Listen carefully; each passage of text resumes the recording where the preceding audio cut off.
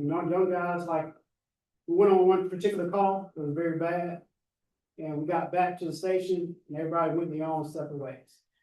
And I was thinking to myself, I was very emotional, but you didn't want to go talk to your guys to let them know that you felt this way, or you were showing weakness. Because at one time I did, being the guys that they are, they started joking on me. Oh, Cersei can't handle this, Cersei can't do that, so that makes you, that shut you down. Like, you don't ever want to open up again, and that's what I did for years from that point on. But when I did open up and they start, the officer in charge started picking at me. And like, Cersei, we're going to leave you at the truck. Like, you can't come in and do this and do that. And I'm like, no, I want to come in, I just feel some type of way about it. Do I supposed to feel this way? I don't understand these emotions. Like, how do I supposed to feel? Right. How am I supposed to deal with the things that I'm seeing and still do my job? So it shut me down, and then it went all these years. So fast forward, maybe 7, 8 years later, I've got time in the department. I've kind of started moving my way up the structure, and then we established peer support. That same officer that had shut me down years ago was the main one saying that he wished we had this program in the department when he came. Yes. And that's when I found out and understand. I was like, I still didn't tell him he shut me down, but I did forgive him. Knowing, understanding what was happening. Not then, but at that time when he told me he wished he had peer support. And understanding the materials I had learned about our coping mechanism that we developed over our careers, how we detach ourselves from scenes, how we find something in a bad situation and we find, to us, we develop dark humor, and that's our coping mechanism. That's how he coped, by making fun of me because I exposed my weakness and my emotions. So him to deal with it, he made fun of me, and that's how he got through that scene. But it shut me down. But I didn't understand that then, but I did years down the road. But that's something that happens within this profession, that we develop those things for us to cope with the stressful stuff that we see. Like, his computer's stressing me out. Turn everything off, turn it back on, something. It's like the first speech in college. We need to have a little debriefing here. Confusing. This is when my husband would ask for a hammer. Sounds coming. There you go. That's something else we have to practice in this field. We have to practice patience. All right, in this essential course, we'll delve into the unique challenges faced by firefighters and their family. We'll learn to identify the different types of stress, including acute, chronic, and accumulative stress, and explore the impact on mental and emotional well-being. We will highlight the importance of resiliency and equip firefighters, chaplains, all first responders with practical strategies to foster it within themselves and their family. Through engaging in discussion, which I'm hoping today we have a lot of open discussion as we go through the PowerPoint slides. Real life scenarios. This course aims to promote understanding, support, and coping mechanisms essential for thriving both on the job and at home. We will together empower ourselves and our loved ones in navigating the complexity of firefighter stress and ensuring family survival.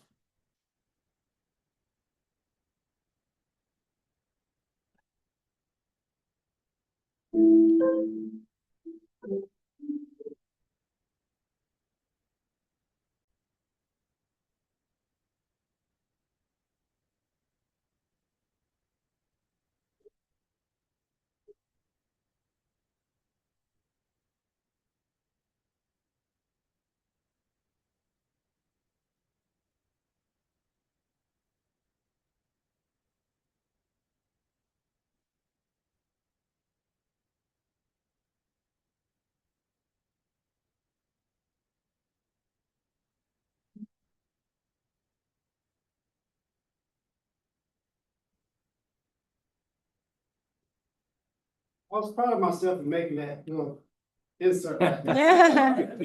I was like, I ain't an IT person, but. All right. Understanding firefighter stress and family support. Of course, we know firefighter is one of the most stressful jobs. Understanding what makes it so is key to reducing our stress. The stress of being a firefighter can be an attribute to the various factors, including the physical demand of the job, the emotional toll of witnessing traumatic events, and the pressure to perform under pressure, under life-threatening situations or circumstances. Additionally, the unpredictability of their work can lead to a constant state of alertness and adrenaline, contributing to the chronic stress and fatigue. Like I was sharing a story, since I became district chief, I used to come out before then and work in the company. And I made lieutenant for a couple of years, then I got transferred to 85. And once I hit 85, I wasn't used to the stress of the tone going off. I have kind of got grown away from that. While you're at the station, you're accustomed to it. So I had to come out during the day to do my rotations, but I did a 24. So I made captain, still hadn't came out, did a 24, and then DC, it's within years span, I came out, did a 24 the other week. And talking about so much stress, I went to sleep and the tone went off, and I had to almost hyperventilate. Because I woke up from 60 heartbeat a minute, 50 whatever, to 120 when that tone went off, and I'm down. I'm like, man, I'm about to have a heart attack. So my anxiety was kicking in. So that let me know how to know as far as the life of being at the station, the alertness that you have while being at the station, you kind of get used to it. But when you're not in it on a regular basis and come back into it, I learned very quickly it's different. So to cope with that, I'm gonna get out more often because I don't want to do that again. All right. So this picture, look at it, kind of break it down. So we have this firefighter. And when I do other presentations, I say that we all have a cape on. Every time the tone hit, we're in rescue mode. Somebody else needs help besides us. But over time, we are the ones, because of all the things that we deal with, we are the ones that need the help. But because of our pride, pride can go either way. It could be a good thing. Have pride in yourself, pride in your work ethic. In the department, from day one, we encourage them to take pride in their uniform. Like they'll come in and the uniform is all wrinkled. And we show them how to press their uniform, how to shine their shoes, because our appearance with Montgomery is very important to us. That's the first thing that the public sees is your appearance. So we hard on that. And that goes as pride within the department. Pride for yourself, how you carry yourself, everybody shaved, well groomed. And like I said, pride can be a good thing, but it also can be a bad thing. If you look at this picture, pride is a bad thing because of all the things that we get exposed to over the years. We never want to take off that cape. We want to keep on, even though he's sinking to the bottom, he still got the mindset, I can rescue myself. And you can't. Dealing with marital issues, dealing with depression, dealing with PTSD, and ultimately, when you don't talk about it, you don't deal with it, it leads to possible suicide. And if you notice the other two sharks that's in the background, you don't know what they are, but it's something else that person is dealing with. So you never know, but that's pride. And like I said, pride is a complex emotion that can have both positive and negative aspects. It is at its core, pride is a sense of self-worth and confidence, and one's ability to achieve or belong to a group. However, pride can sometimes turn negative and become excessive or lead to arrogance. It can be closed-mindedness, strained relationships, isolation. But that's one thing that we do as far as our pride is isolate ourselves. But we feel like we can help ourselves. We don't need nobody to help us. And we isolate ourselves and we go down that path that leads to more things, to substance abuse, to drug addiction, alcohol, and possibly, you start having the thoughts of suicide. You may have thought about it in the past, but when compared to all the other things, you go from just thinking about it to now you're fantasizing about it, Mhm. to you're acting it out. So you go from just thinking about it to you think about it more and more, you fantasize, okay, I have my way, I have my plan, this is how I'm gonna do it. And you may even act it out. You won't go through with it, but if you have talked to somebody that has thought about it or tried and failed, they didn't do it on the first try. They did it a couple times without a bullet in the gun and just feel like a role play. To one day they continue to do it and they commit.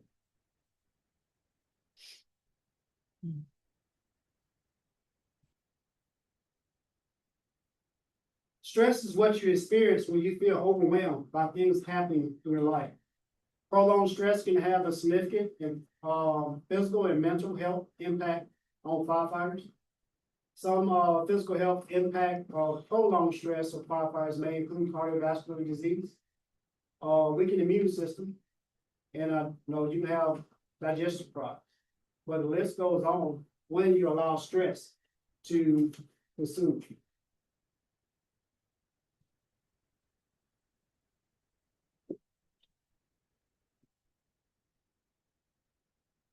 What are some of the things that you would say that create stress? Anyone? What is something that stress you out? Yeah. Yeah, Kids, Hey. husband. No. you I think- bad kids. Horrible kids are. All kids, bad kids, Yeah. all people kids. Mine is the lack of control. He said Yeah. schedules. Yeah. Schedules, and I like schedules, but sometimes I overschedule. Yeah. Being in the fire department, having a non-traditional schedule, can stress you out. We had a peer, I said a peer, we had a person that I thought this was the best schedule. Once I worked at Winn-Dixie, some other places, that typical 8 to 5. Then when I came to the fire department, I never worked a 24/48. But the first couple of shifts seemed like it took forever. Like I would never go home. But after that, then on top of that, you get held for overtime, you gotta work another 24-hour shift. So that's 48 hours that you're locked down here at the station. And especially if you're getting beat down. If that tone is constantly going off, you're ready to go home. So that's just the day. But think about it, if you got problems at your home, if you got marriage issues, if you have spouse worries, because you're here for 24 hours. And your spouse knows you're here for 24 hours. And so you're worried about what they're doing. We used to joke that if something was gonna break at home, it was gonna be while you were at the station. Mama was gonna run over the dog, or something's gonna happen like that. Something's You're at the gonna happen. station. But with that, I can say, luckily I have my spouse, my wife, she learned, she learned to overcome whatever broke at home. She'll call, let me know. She said, but I gotta take care of it. There you go. All right, sweet. Somebody need to come home? No, you deal with it tomorrow. All right, that's what That's good. that's what I'm talking about. Yeah, my major stressor is the things that I feel like I don't have control over. Mhm. You know what I mean? Like it's always kind of chaotic. When you say stress, it depends on your personality. So, yeah, that's you. When you say stress, depends on your personality, how you cope with stress, Absolutely. how you're raised. Mm-hmm. We go to the table back over here. Financial concern, very stressful. Yes. Mm-hmm.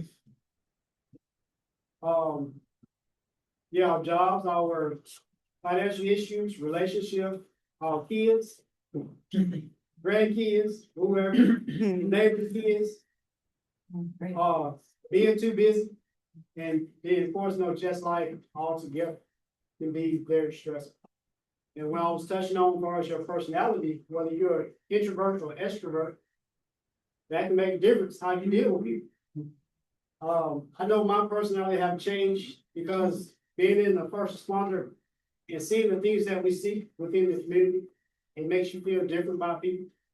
So I can imagine as far as being a police officer, how you already prejudge everybody before you even get to know them.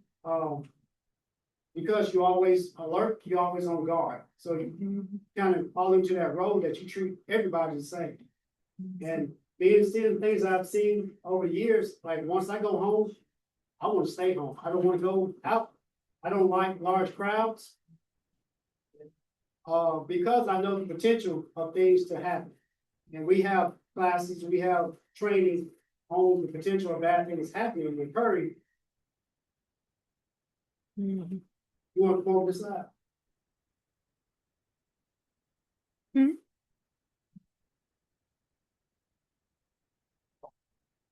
So you know, the circumstance that could happen, possibly happen when we, like the football games. My kids want to go to the football game, and they're like, nah, I don't want to go. I much rather watch it on TV. I don't want to be out in the crowd. Because the training lets me know the football games are a soft target. And I don't want to put myself in that situation, knowing that it's a soft target. That something can happen, like what happened over there, like a mass shooting in Minnesota, Minneapolis.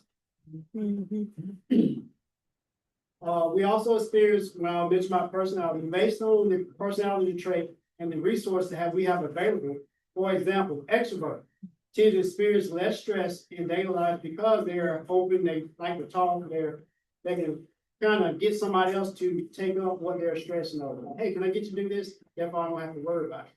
But you're introvert or you're perfectionist, you know, everything has to go to plan. And when you try to plan out everything, that makes it even more stressful because just like I planned for this video to work, and it did not work as planned. So either you allow it to stress you out, or you just move around it and just keep going. But it all depends on how, you know, how your daily function, how you handle stress. And you always have to be ready to multitask when something doesn't work. Because in our profession, when something doesn't work, you just move on to the next thing. You may try to revamp, come back around and try to get to work later, but time's are ticking, so you have to move on and move around.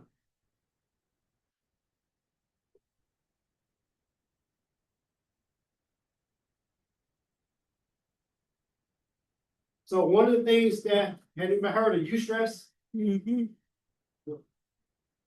I know. You know Yeah. eustress? Yeah. You stress, I stress, we all stress. Eustress is a type of short-term stress that provides immediate strength. Eustress is a positive stress that arises when motivation and inspiration are needed. So, as far as promotions, as far as coming to work today, knowing that I was doing this class today is eustress for me. Because I've been looking forward to this class. I've put a lot of time for putting together this PowerPoint presentation for the class, and even when I was told that this class would become a drill for the department from this point on, that was even more eustress for me. No, I was happy. It was good for me. But some other things, like I mentioned, receiving a promotion, starting a new job, a marriage, buying a home, having a child. Bungee jumping, roller coaster rides, skydiving, all those examples of eustress.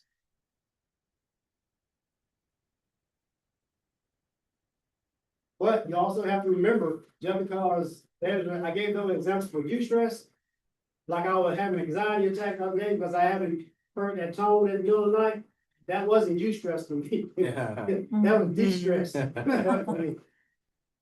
But at one point in time, it used to be eustress. So I used to walk around as a young firefighter saying hit there, ready for that tone, ready for that adrenaline dump to occur. But I wasn't ready then. That was too much for me. I had to throw myself down. I'm about hyperventilate for real.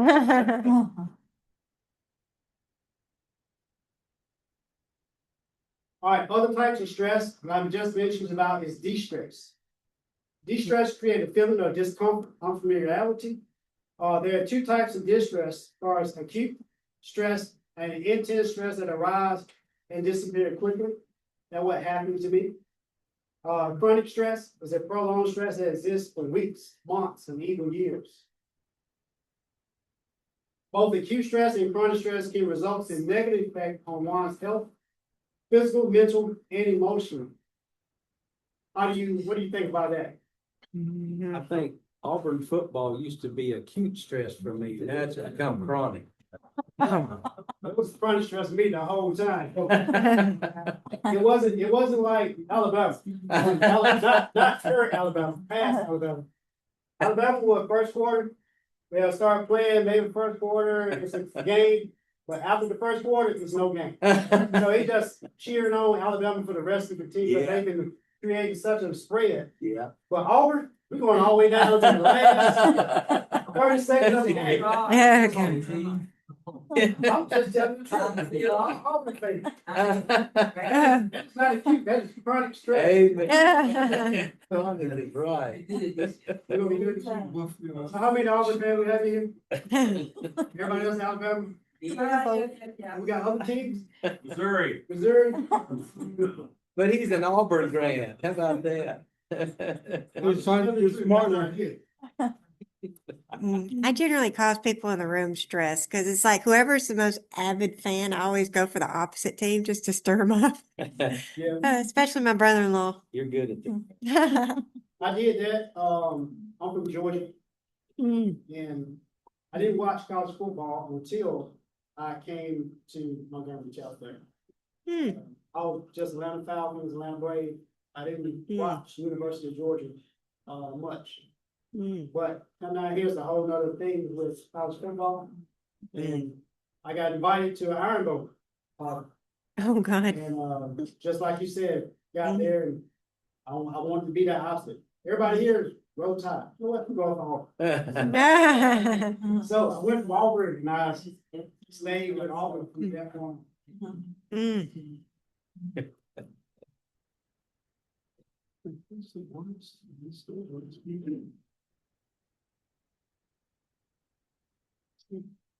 All right, firefighter stress. Yeah. Firefighter is a high risk, high stress occupation, of course, we all know that. But during the day, we get exposed to violence and human suffering, physical work demand, and a non-standard schedule, just a few of the stress we firefighters face every day. And that depends on like the station that you are, where you're at. Some stations make 1 to 5 runs a day. Some make 15 to 20 runs a day. I'll stay at the station like this current station that makes that 15 to 20 a day call. And like every call is a totally different scene, totally different incident that affects you overall. Because you can go from helping somebody up off the floor to them saying thank you, or somebody has we call frequent flyers. Like soon as that address come in, we know exactly who it is. And she just bored today. She wanna have a conversation. And we're like, Miss Simpson, you can't call us today. You can't just keep calling us because you wanna talk and tell us about this and that. And she bring us up and what she dropped off last week, telling us about her grandkids or, kids don't come and check on her. And I'm like, yeah, but you can't call us to come check on you. But well, at the end of the day, you much rather have those calls than you turn around and go to a call that somebody's been ejected out of the vehicle. As firefighters, you get mad at those calls saying that it's a waste of your time. But once you become, I guess I can say, that into the. You appreciate them. You much rather have those calls than have the back, the burnt bodies, the dismemberment, the abuse. The child abuse was one. The child affects anything dealing with a child affects all folks. You can kind of cope with adults because you can kind of say it's part of life, but it's just different when you're involved with a child.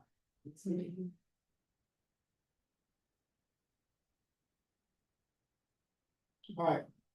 Over time, stress can impact officers' ability to protect the community they serve, and can lead to increased tension between officers and the community. Because if you're one of the high call volume stations, you're always alert, you're always on edge, and you really don't want to hear the nonsense that comes with some of those calls. You don't have that empathy at times, you know, you're not sympathetic at times. Because the last 3 calls you just came off of, you're on overload, you're overwhelmed with what, your mental, even though physically you're there on this call, mentally, you're there on the other call, still dealing with what you just saw. Honestly, probably, your officer should have sent you home. Maybe, probably more likely, but you didn't say anything, you didn't know the stress, or your officer, now I say, since I'm a chief. The chief may not, I speak from this position, this chief may not, was not aware of how you emotionally you was at. He know you went on the bad call, and when I asked you, hey, you're okay? I didn't want to take my cape off. And I say, yes, chief, I'm good. And that's one of the key things. I'm pretty sure you asked Chaplain Preston here in the department, when he go up and ask one of the guys, you okay? I'm good. Yeah. I'm good. It may be all department. I'm good. But honestly, they're not. They're not. Cause it's been some bad calls and I talk to them and I'm like, hey, everybody said they're good, cause I'm thinking, I'm getting my stuff together for peer support and like, hey, we're gonna go do a fusing. And he, like, everybody said it was good. It was a call the other day that they pronounced 70-year-old and 67. And nobody wanted to, everybody said it was good. I'm like, for real? Like, call over there and check them, hey man, you good? Even though I know the chaplain said he talked to you or you're okay. Yes, I'm okay. But honestly, no, they're not. Well, you can't do anything if they don't allow us. If they're okay for seeing a 6 and 7-year-old passing, they need to be checked out. I agree. Because from calls I've been on, when we do, yeah, we need to talk to somebody because that could be a brother or sister, somebody close to them that they're looking at in that spot. So yeah, that we should, I don't want to say press more into it, but just kind of watch them more for signs. Yeah.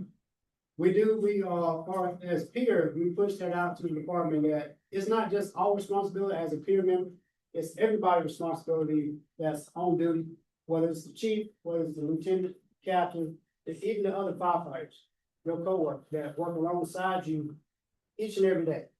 Because when you come to the department, to the station is your second home. More often you're at home, I mean, you're at the station more than you are at home. Because of how it works there, and in the overtime, the mandatory overtime that will occur. But it's not like we can shut down the station. It's like, no, I'm not holding nobody for overtime today, everybody go home. Like, no, you're held today, we go down our adopt list, whether you have plans or not. Today, your day, is you.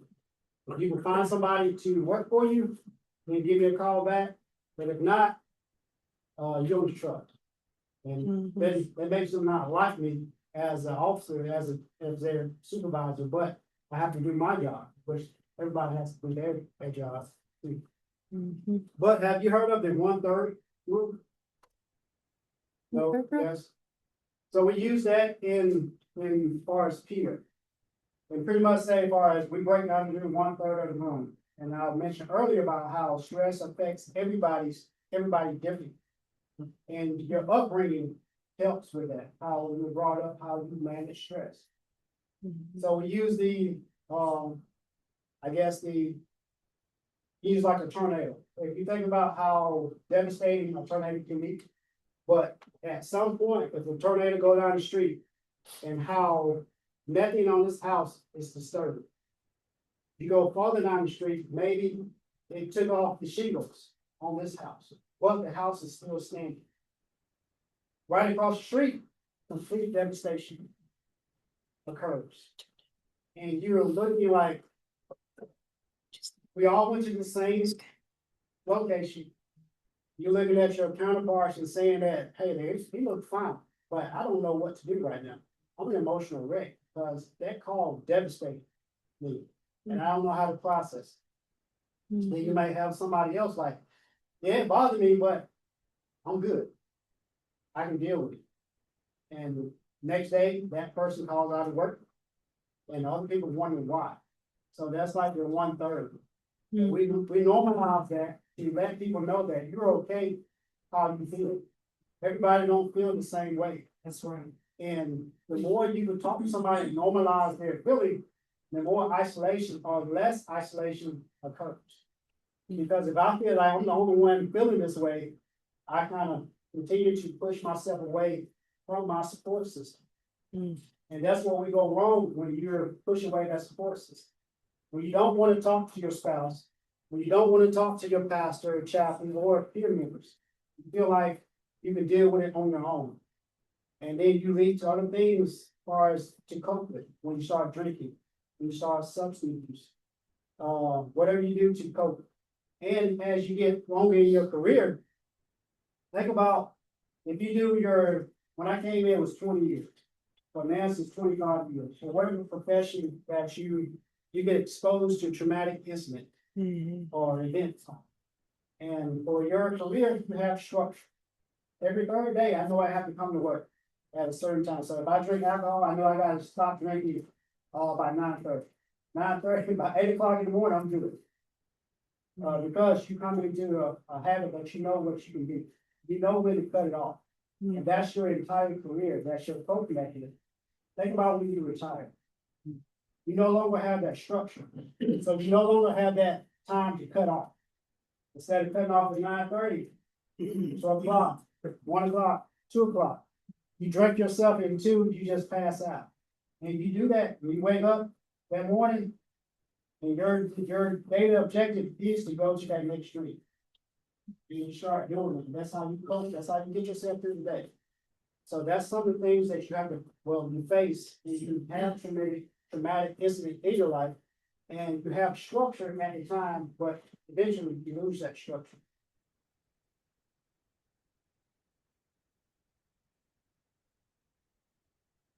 How do you feel about that? Disagree, agree, you know, got a story, and then no. I do have a question. If you have a firefighter already beyond the drinking and suicidal, would a class like this help him to see? Or is it beyond? I would say it depends, how far beyond, that person is. Cause I say, first you have to, in order to address the problem, you first have to identify what the problem is. If that person don't want to identify or don't want to, so that's the first step. You have to identify what the problem is in order to address it. And if they're ready to identify, if they're ready to accept that responsibility, then I would say this class will help, but they would still need to go to that professional, that professional help. And that's one of the things with peer support. We're there as a peer. We have received training. We don't have degrees in therapy for being a therapist or no social worker or anything like that. So once we can relate to the things that we see. We all respond. Some we have been on the same scene, some we've been on different scenes, but it's all, we can relate to one another. And I can let them know it's okay to feel the way that you feel, and you're not alone. That's one thing that how peer help. But once it get to a point that this is out of my scope, we become a bridge of resources. And we have all these different resources that we can help you. And a lot of time I like to call whatever number that I'm calling for that person, I'll call and get a heads up, like, this is what they're gonna say, this is what they're gonna ask you when you call, to take down, to try to reduce some of that anxiety. Because if they've never done it before and they're like, I'm willing, I want to help, just that first phone call, if you tell them, hey, they're gonna ask for your name, they're gonna ask for your last four, your social, and they're gonna ask you this. It kind of removes some of the anxiety from that first call to help them. So once it gets to that point, we become a bridge of resources, and then we step back. I have to learn, as my position within the department And it appeared to become harder as you move up in rank. Because as a firefighter, no, you can talk to everybody. Everybody sees you as equal. Then I started moving up in rank, like, he's a supervisor. I can't tell him because I might get wrote up. So I have seen that as well as I moved up the ranks within the department and still being a part of peer support. So we try to have peers at every level. To therefore they can relate more and won't worry about that supervisory role. I don't want to tell Chief that because now I can't get promoted on the next test because he knows my path, which is confidentiality, but it works better if they do it on the same.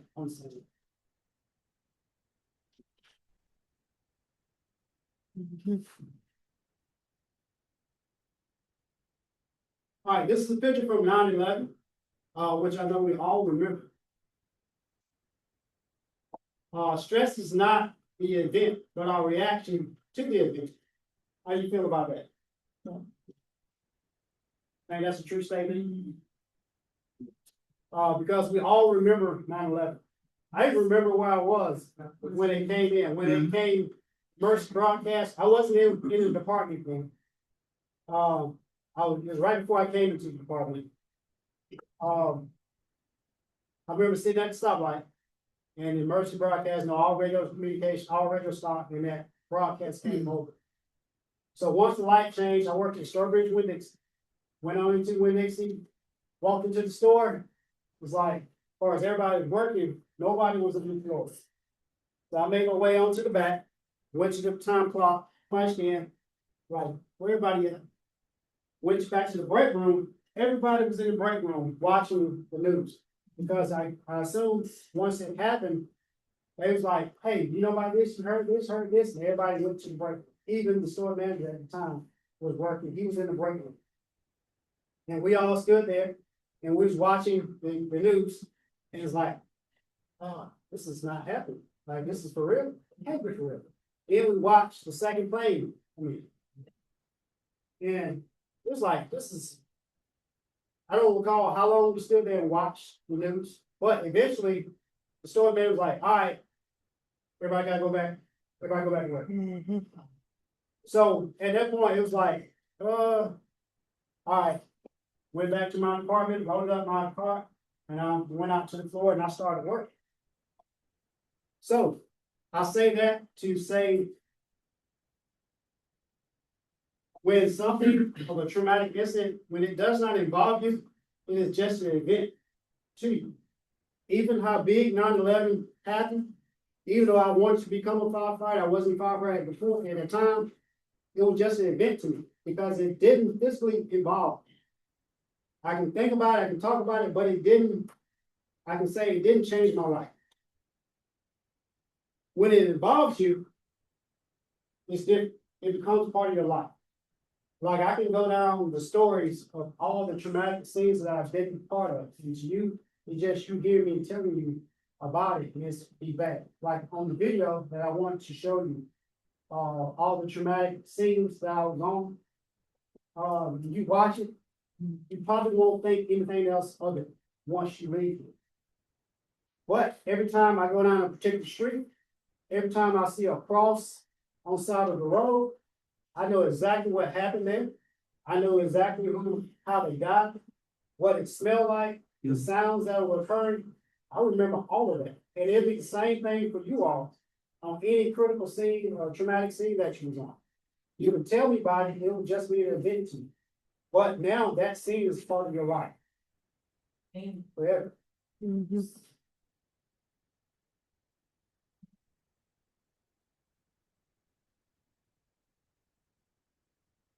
So, to do these two individuals here, how do you think that affect them? Is it just an event to them? No. Their life will be forever changed. Probably every time he sees a hobby, he's gonna flash back to that particular scene there. Every time that he hears any type of loud explosions, he's gonna flash back to that particular time. that traumatic scene instantly became his part of his life. So that's one thing that we have to understand. That as first responders that we get exposed to. They can be a smell. It don't have to be a loud noise, it can be a smell. The smell of the jet fuel, the burning rubber, the burning. It can be even a call that, which that remind me. A bad call that when our guys went down 65. And they helped on that particular call. And talking to some of the personnel. And we had to let them know, because of the things that happened, the things that they saw. Something as simple as, I think it was coming up to a holiday, It was day before Father's Day. day before Father's Day. And what a lot of people like to do, grill, Traffic. like to grill. And seeing what they saw, something as simple as overcooked meat could, trigger for them. It's something that simple, because of the stuff that we see. When you see a burnt body, but for anybody else, you don't correlate, don't put that together. You're just a piece of burnt meat chicken to them. But when they saw what they saw, now, a couple days down the road, years down the road, they see that, it merged. Brings it back. And you're emotional. You don't know what, you as their spouse, you as a friend, you as a coworker, you see it happen in front of you, but you don't know what's going on. Like, we were good 5 minutes ago, we were just laughing. Now all of a sudden, like, he's over there crying. Chief, you talking about that situation? I was actually there It 9.5 hours. was a very traumatic. Yeah, Sorry you had to go through that, but thank you for doing what you did on that call. And we had to share with the guys that even though it didn't turn out the outcome that we want, what you did your job, you accomplished what you could do. And you have to know that, because we are turning around and it's always what if. What if I could have gotten that suit? What if they have, you go down that rabbit hole, what if? And some of the calls, the picture that I had, the video, it was like the house fire that somebody was still inside, which you saw that it was fully engulfed. And we get the call that dispatch said, hey, somebody is still inside. It was like, oh, is there a chance they still alive when the house is fully involved and you know they're still inside? And that's why we still saw us still going in. Even the flames coming out the door. It was no, now was that safe practice as a firefighter? No. No. As a chief, I'm coming unglued because I'm like, what are you doing? Yeah. But as a firefighter on the line, when you hear that call, it's like, I'm going in. Because that's what I got my superhero cape on. And you have that false sense of security that my gear is going to protect, which we all know that's not the case when you put yourself in that situation. But at the time, standing back as a supervisor, you're thinking about that, but when you're on that line and they say somebody's still inside, you want to get that person out of the house. And you kind of don't think about the consequences. You just want to have that happy outcome that I went in and I got that person out.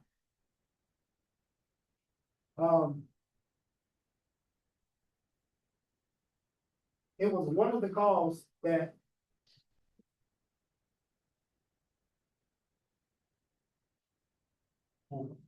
oh, shut up. All right, it's 10:55. Let's take a break. Let's take a 2-minute break. And any open discussions that we want to go, we can wait to come back to have all the discussion. Other stuff. When we see it, we go on the call, we get all the hose up, we get our equipment up, we get our truck back in a ready state, and we go to another call. So you constantly take that hit every time, depending on what it is. So over the years, you look forward to, when you look back over your career, helping Miss Cersei up off the floor those are the calls you kind of look forward to, yeah. Because I go there, I help off the floor, I made her day, and I'm not damaged from it. But you go, as a young firefighter, when I mentioned earlier, we were saying hit bell, and then the tone hit, and that's what we go to. And now we're damaged. Because you see things that you, normal person don't really see. And then we protect the public, because you see that when something like that occurs, we put a sheet over, we put something else over them. When we broken that white car, they hit Lower Tonka Road, it happened on Lower Tonka Road. I was on that call. It was coming from a scene, I think it ended up being this domestic, but he never hit brakes. He went full speed, however the whatever the rate he was going, and which was the high rate of speed, went right into the underpass, the pillars. And so we standing standing behind the car, and he's like, there's no brakes, there's no slide marks. Like he's getting full speed. DOA. That was one with the leg hanging out the car. Yeah. And so the front seat, back seat, all came together. Walking up to the cars, you like, there's no way he's still in that car. On that one, you was hoping he got ejected, but he didn't get ejected. He was all turned up into the car. And it's different. It's even more different when you have to actually put hands on, you have to touch. Like walking up and see it. It's one thing, you're like, oh, okay. Hey, paramedic service, we gotta get him out. Wow. That's what's going to be like, why we gotta get him out. So we had to get him out, even though we have other officers, they like, I still want, they're gonna cover their protocol. Even though it's obvious that, like, it's obvious, why do I gotta run a strip on them? They still wanna cover all the, run a strip on them. So we had to get them out of the car. And when you touch somebody, if I grab your arm, I'm thinking, I know it's gonna be safe. When I grab your arm, it's gonna be, I'm gonna feel your bones, your arm's gonna be solid. But when I grab your arm, you feel like putty. Your arm don't, a human body arm don't start to feel that way. That's right. So you're not processing it when you grab it, when it's like limp, and there's no stability there. And that messes with you mentally. Like, I'm feeling it now as I'm talking about it. So, but we still had to pull him out of the car and run a strip on him to pronounce it.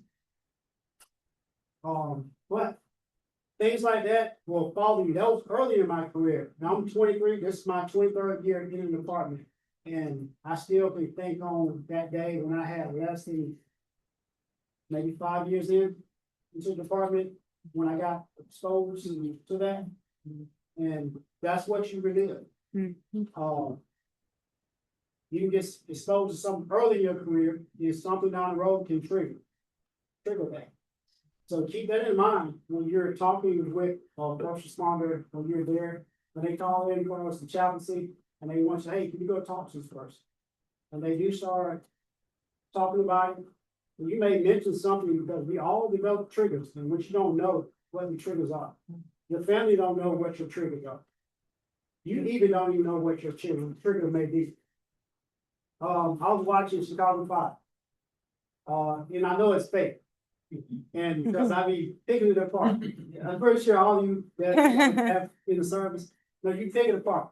And you just like looking like, you don't even have that normal breathe on because it's mask fogging up. And my wife was like, what you talking about? You see it fogging up? If they had the O2 on, it won't fog up. I don't even want to watch you shit. That's the only reason I watch it. It was one who was watching, and the dude had a car wreck, and he was unresponsive in the car. And as soon as the medic came up, she was like, "Ooh, he has cushion tray." What? Like, how do you know he has that? By I missed something.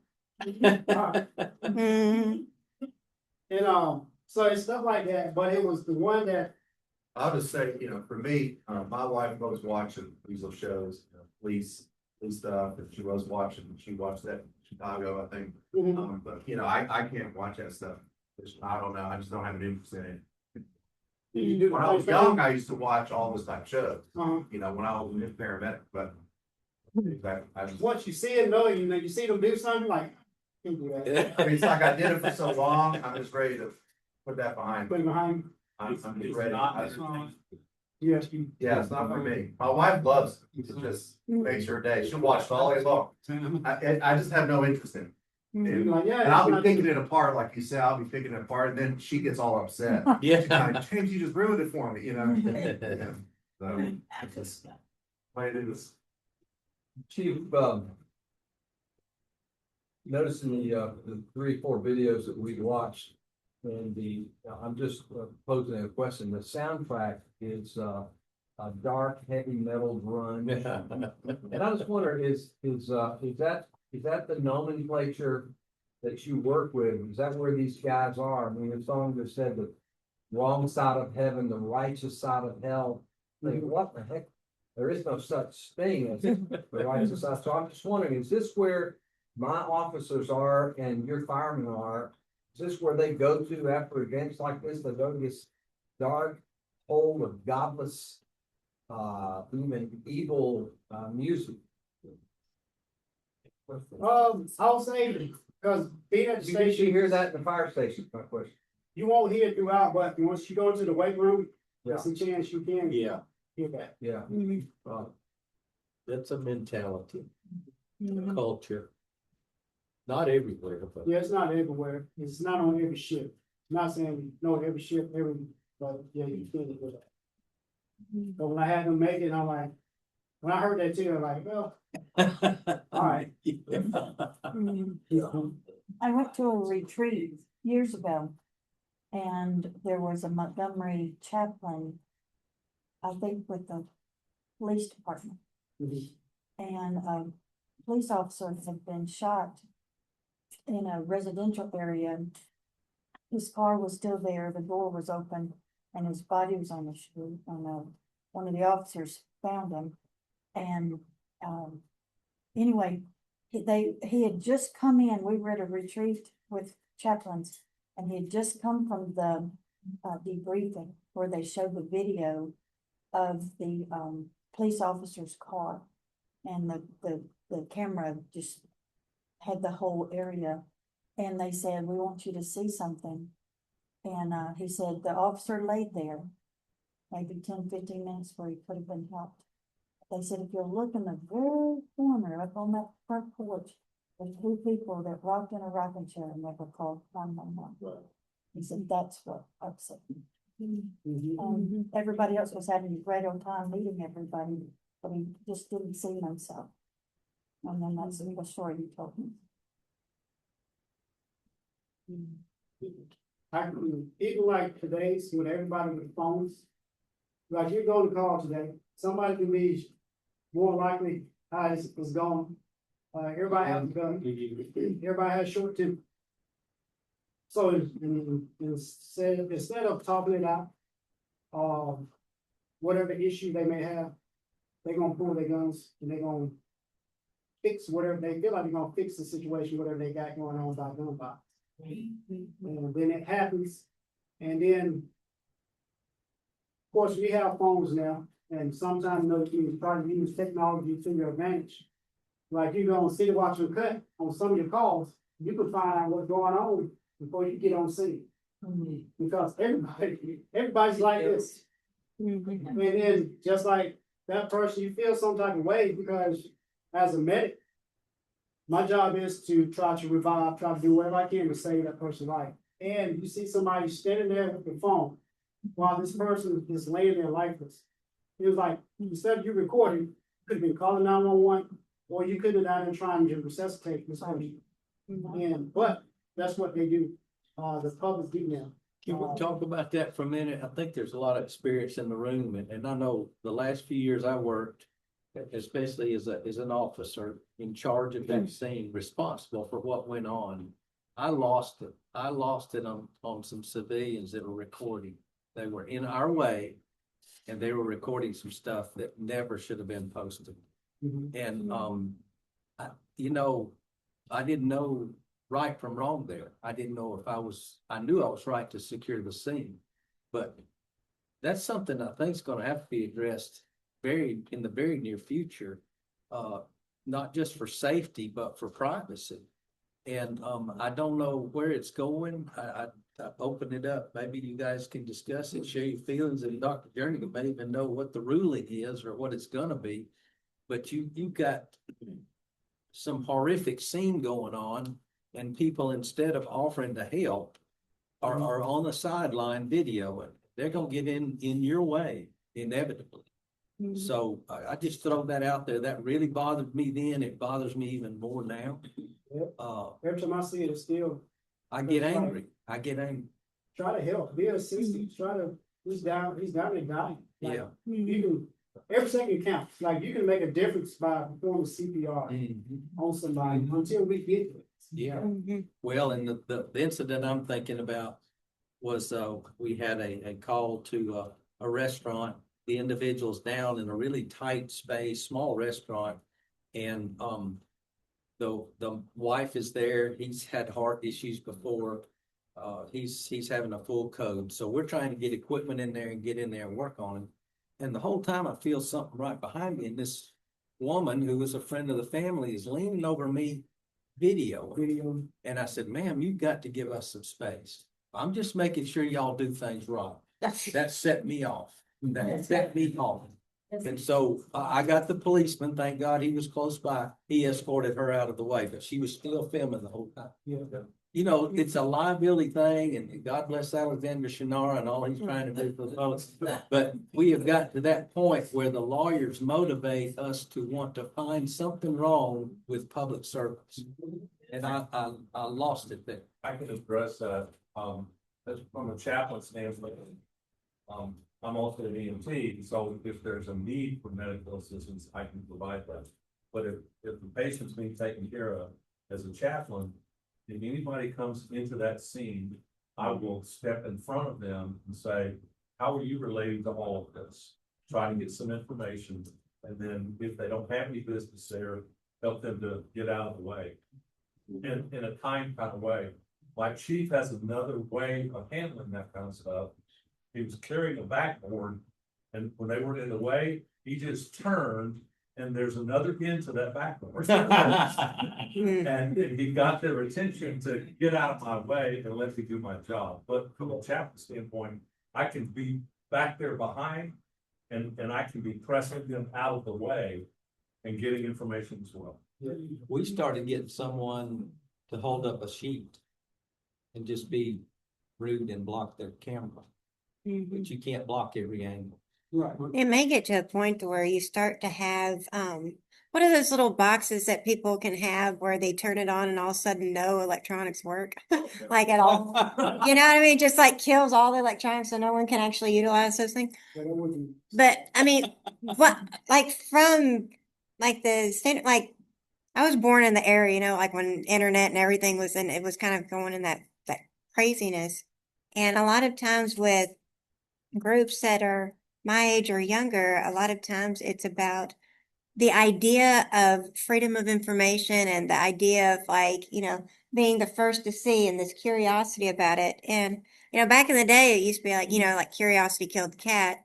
But then we started adding on to it's like, yeah, but satisfaction brought him back, you know, all these kind of things.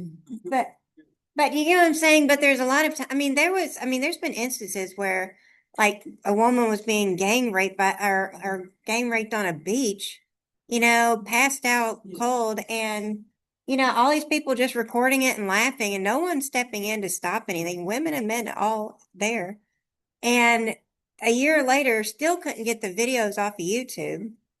No one was being arrested for anything because technically she didn't say no. I mean, like she couldn't, so it's kind of crazy. But she ended up killing herself a year later, and the father, after I think it had been 3 years, he was still trying to get YouTube to take the videos down after losing his daughter and all the horror of having to live over that over and over again. So, and there's people that to this day, they just would rather record than anything. And at the same time, it's like, well, we can post it and get clicks, or we can make money off of it. And it's like, where are we at as society if that's the case? And something like that, you know, it goes viral. Mhm. Yeah. So to say. Yeah, but we have more people getting arrested for intervening or getting killed for intervening. So it's like it's against the law to help, and at the same time you're frowned upon for not. It's a very weird, And the thing is, situation. once they post that video, and think about it, just like anything else, the algorithms with social media, Facebook, or whatever media feed that you want, once you post it, a year later, it brings it back. Mhm. Oh, wow. Yeah. Yeah. Bring it back part of The it. memories. Yeah. You post it and automatically, depending on how you have your settings, it automatically reposts to the public. And that person that was family member, or that like his dad, Mhm. or her before she committed Mhm. suicide, she relived that all over again, because people gonna treat it like it just happened. It could have Yeah. been 10 years ago, but they gonna see it, they gonna start commenting on it just like it happened yesterday. Mhm. So it's even more traumatic at that point. When you thought you had made steps to overcome, now you're right back in it with more people, comments. And you know how the comments that people make on the internet, like these just, Mhm. it's awful. Yeah. Well, that same line of thinking too, we learned the hard way when we started putting the AEDs on every pumper. And they weren't on it a day when the busy station city had to use it. And, it was a blessing to have it, but they took it back to admin and were reviewing, the situation, because the thing records, but the guys didn't know that it also has audio recording. And there was some real flowery, colorful language that went on during that scene. So I say that to say this, that when you're out there in public, you're on a call, you're being recorded. You need to remember that you're not just your language, but your behavior, your actions are all being recorded. The conversation I had with the chief, assistant chief the other day in regards to, our coping mechanism.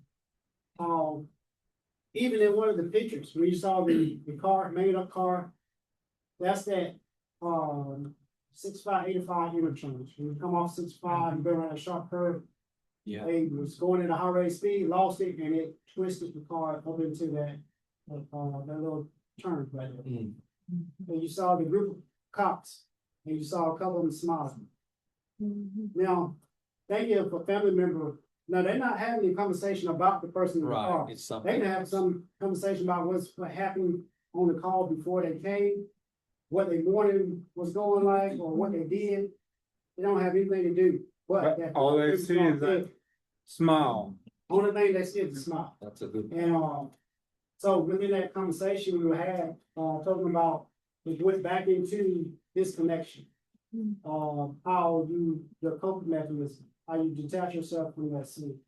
You know, that dead body over there, I'm not focusing on the dead body, I'm thinking about, I gotta cut grass once I get back to the station. Yeah. And then you're having a conversation about cutting grass, and then you might smile, but that's all that they see, you smile. That's right.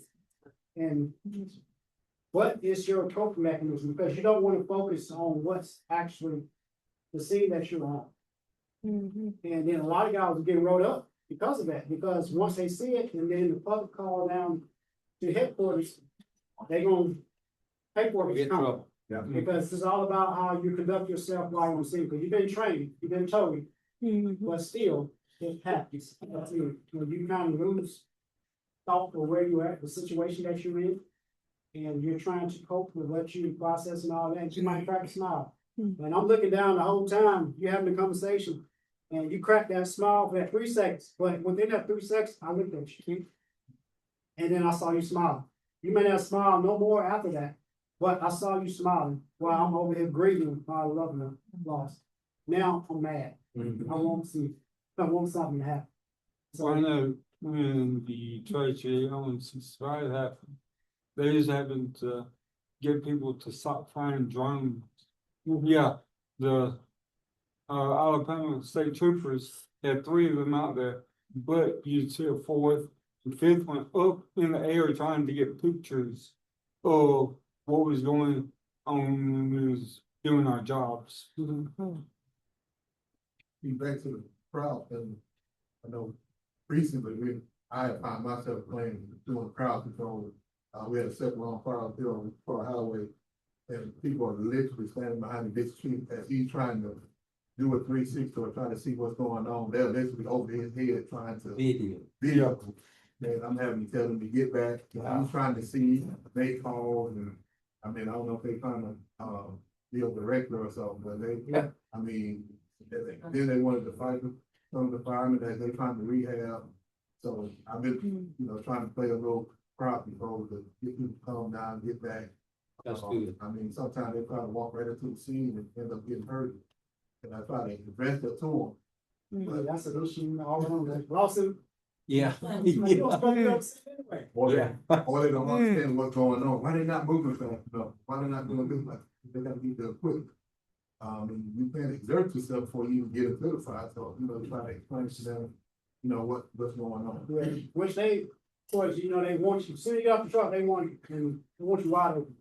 But you only have, when your adrenaline kicks in, 5 to 10 minutes tops, like you spent. Yeah. If you don't, maintain yourself, Pace yourself. you don't pace yourself throughout. You're gonna walk fast, but you're not gonna run because you already got additional 75 pounds of weight on you. Depending on how hot it is, as soon as you put that gear on, you start sweating. So it's rough. Then, like I said, they want you to move fast. They don't know what your responsibility are. They don't know why you're doing what you're doing. Had one call, we come up to a structure fire. And of course, we gotta obtain a water source. So we stopped down the street. Even though we see the house burning, we still had to stop back here to get the water source. They came unglued, they complained, they called down, and complained like, when they in the road waving, we see you, we like, but they don't know that's what we have to do. They thought we was wasting time trying to come up, or we went to the wrong house. That's how we went to the wrong, we stopped at the wrong house. But you have to understand, they don't know our protocols, they don't know what we have to do in order to, put the fire out. When she waved at you, wave back?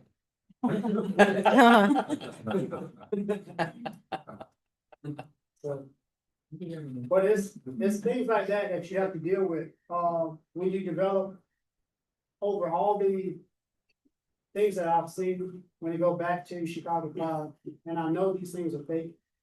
Like I said, I picked it apart. They go into a structure fire, they don't have the Nomex hood on, they just got the shirt with the shield on.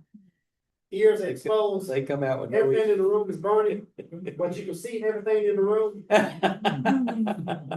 John. Like, it's not even, they could have did a better job. I know they could have hired a firefighter to tell them how this stuff is going. So, but it was one of the shows that the district chief, he, there was a guy coming out of, they had a high rise structure on fire.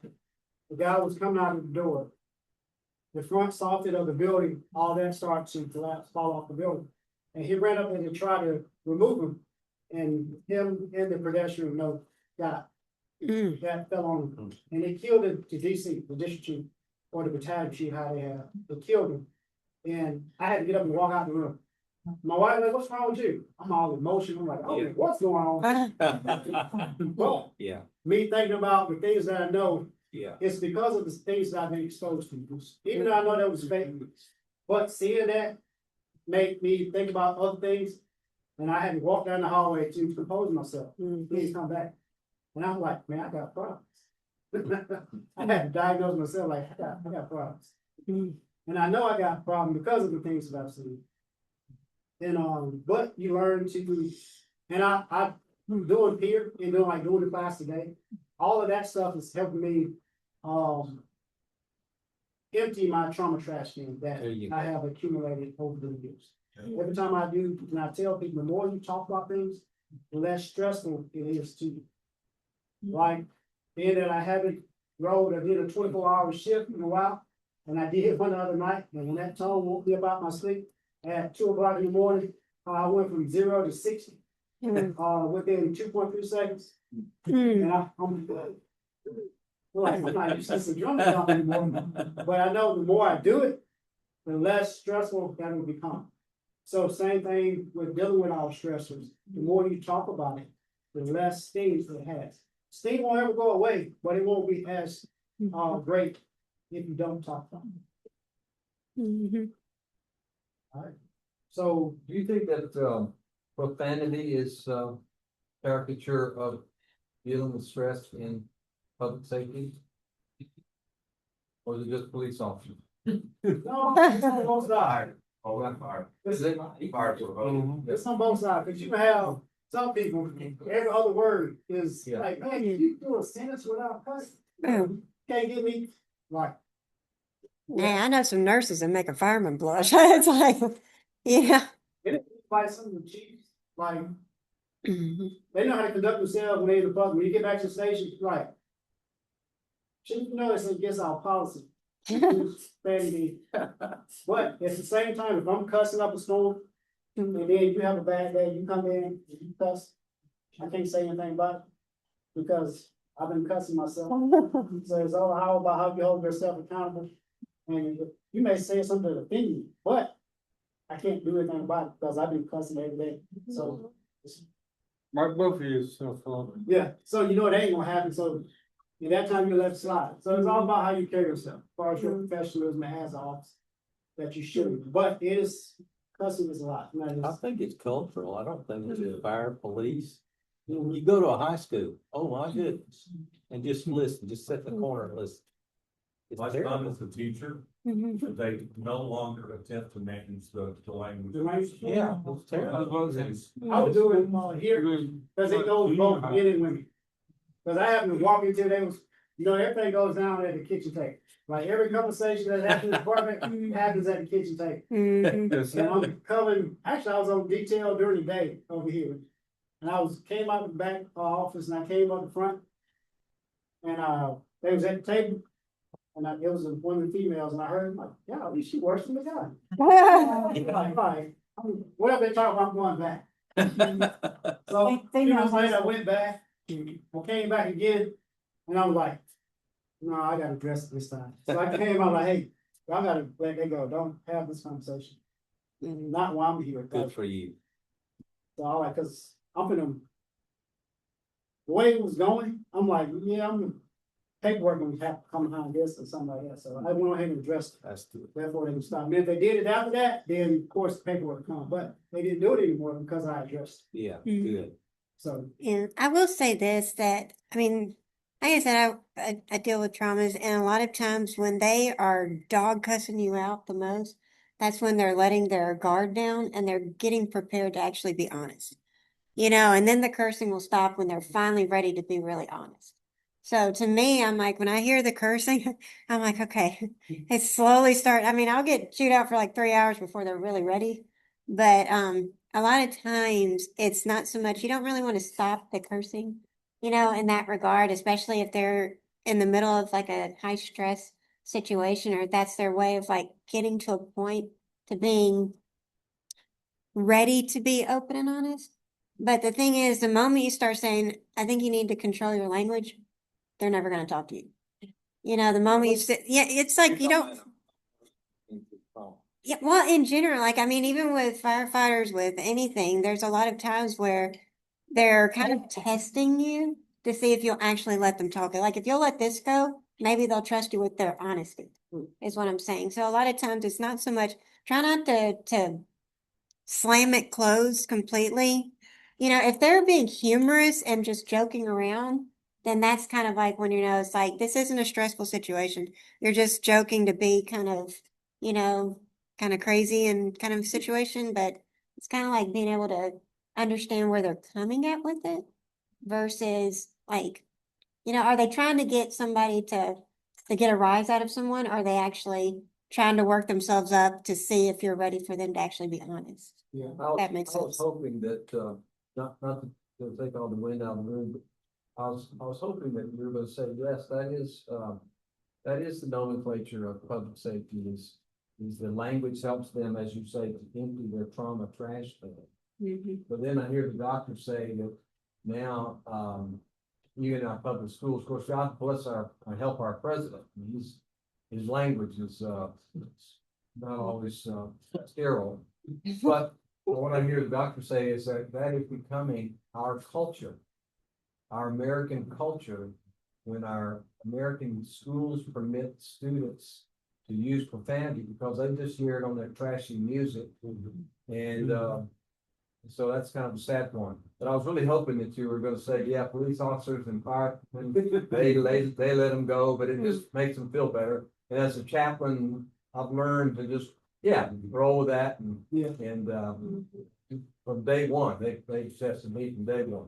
I think If you'll I'm find that. talking to somebody like has a peer, they're using profanity, I won't shut them down. But just like you hear the station, yeah, I will shut them down.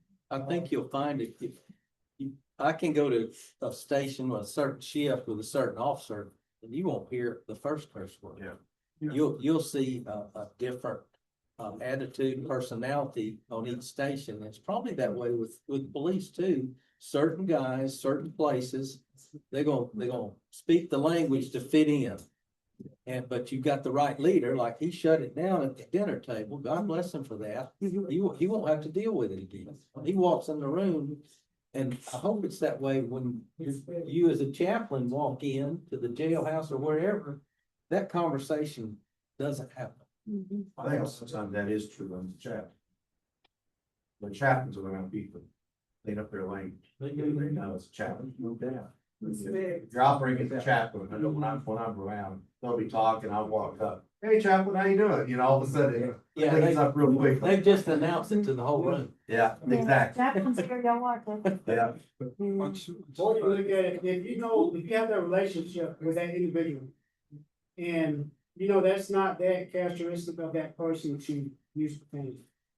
And that lets you know that person been, depending on whatever's occurred, the stressful incident or the traumatic or the crisis, that person is no longer in control. They're no longer in control of their emotions. That's a good point. So you can think about it from that side of it. And then, so at that point, their job is to get them to calm down, get them to come, because when your emotions are running wild, you're at your weakness. So you quick to react to whatever maybe, if you think about it from that side.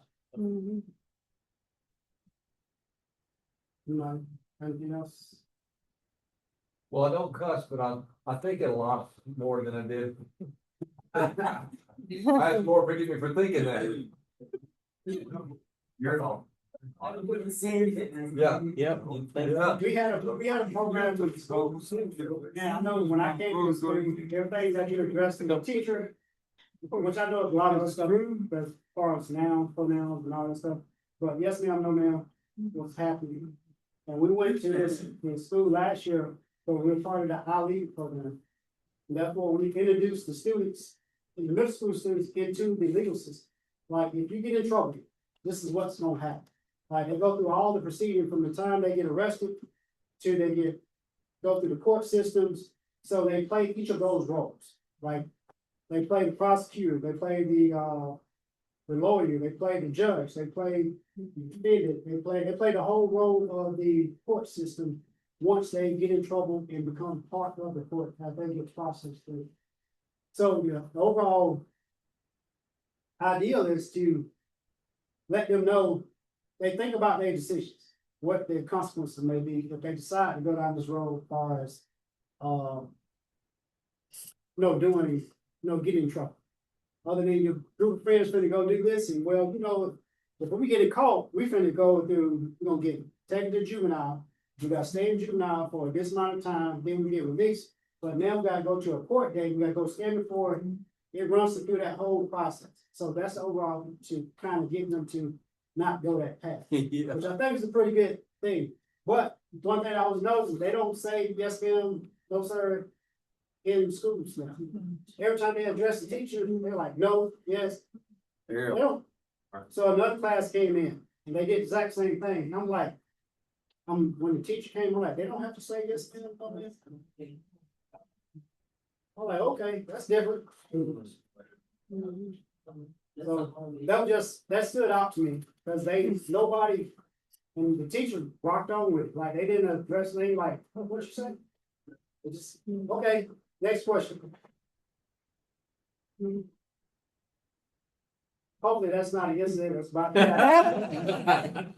Sounded more like a drink party. Alright, so it's 11:48, so we're going to, we'll have lunch. Yeah. Everyone, I'm not sure. I didn't look in the boxes, but. I Chief, told you there's- surprises. Let me look, see what they are. Oh, No, it's a wrap. it's a wrap. Okay. We had it last time, you know, it was pretty good. It was pretty good wrap. There's three choices and they have C, B, and S on the boxes, so we'll open them up, let you pick what you want. S may be surprise. Snake. Terry, Well, bless. Yeah. Being technology is not getting longer. That's kind of some nice background. Want me to leave this? I don't know. Dinner. Well, let me- dinner and I theater. think a show's coming on. Turn it down. Some called Cityscapes. This might be. All right. All right, let's pray then. God, we thank you, Lord, for this day, Father, for this wonderful group of people that have chosen to answer the call to serve their fellow man. God, we just thank you for Chief Searcy, for Montgomery Fire, for being hospitable to us, and thank you for the food that's been prepared to nourish our bodies. And God, we just pray now that you bless that to strengthen us, and bless this fellowship, God, to strengthen us as we go out into the world and try to be like Christ. In his name we pray. Amen. Amen. Come and sit.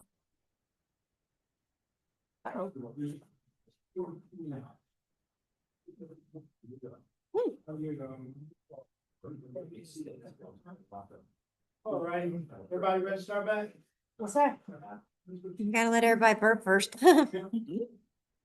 I'm sorry. How was the rap? Everybody enjoy the rap? Yes. Yeah. Interesting. Very good.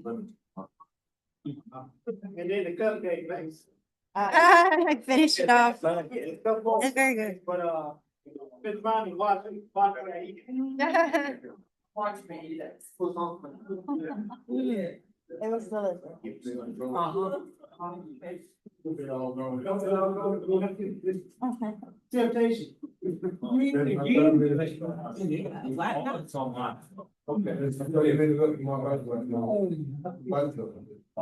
Hey, you're up first. All right, we stopped off on, if an incident, if you're involved in a particular incident, then the incident comes to life. Now, every situation is different, every time, every person. So, saying that you can be empathetic to anyone, but you can be only sympathetic to ones if you have experienced the same thing that they have experienced. That's why one of them, it's important for peers, because every situation is different. I went on the call that person didn't go on a shooting or a homicide or whatever it is, but my call was different from that person's call. But we have similar things that we have gone to. I shared one of the stories, first time I went to, it looked like a drug deal gone bad.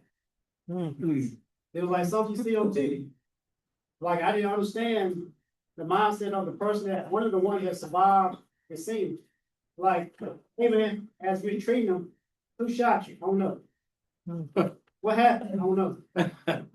Which way did they go? I don't know. So who live here? I don't know. So Now, why are you here? Like, what are you doing in the house? Well, I just stopped by. So who house was it? I don't know. Like, this guy just killed your buddy, and you keep telling me you don't know. And, so we got in the house. One of the things that stood out to me and still to this day, that the house in the kitchen, first went into the living room, like, come in the house and look over here. Going to the living room, the first person was there. It was a headshot, it's a headshot, so he was pretty much, out of the mission. So did a assessment on him. All right, so pretty much was triage. It was, went to the next person in the kitchen, which he was sitting at the table, it was drugs scattered. I say drugs like weed and some, maybe heroin, that was left on the table. It was like a snatching grab. But they came in, shot up the house, and just was grabbing stuff as they was making their way out the door to shoot. But there was shells everywhere, like you're trying to not step on shells, cause you're in the mindset that you're not trying to disturb the crime scene. But getting to the kitchen, the guy had got shot near the counter, in which he had bled out. And the blood followed the grout of the kitchen floor. And it made its way until it covered the whole kitchen. As I was coming in, I'm trying to step in the center of the tile, not trying to get blood everywhere, trying to make my way to him. And that is something, I remember, from that call. Then, once I did my assessment that he didn't survive. And make my way back out to the guy that got shot in the arm. He's sitting on the porch and we're treating him now. And then he does what he did, like, I don't know. Like, we're trying to find out what happened, I don't know. He won't give you no information. So it's different. Every situation is different, every time for every person. But if you can relate to someone that's going through something similar, and I say relate, but your story don't overshadow what they are going through at the time, because that's not the time to share what I went through when he's telling me his problems. But I can reassure him that I do understand what he's going through.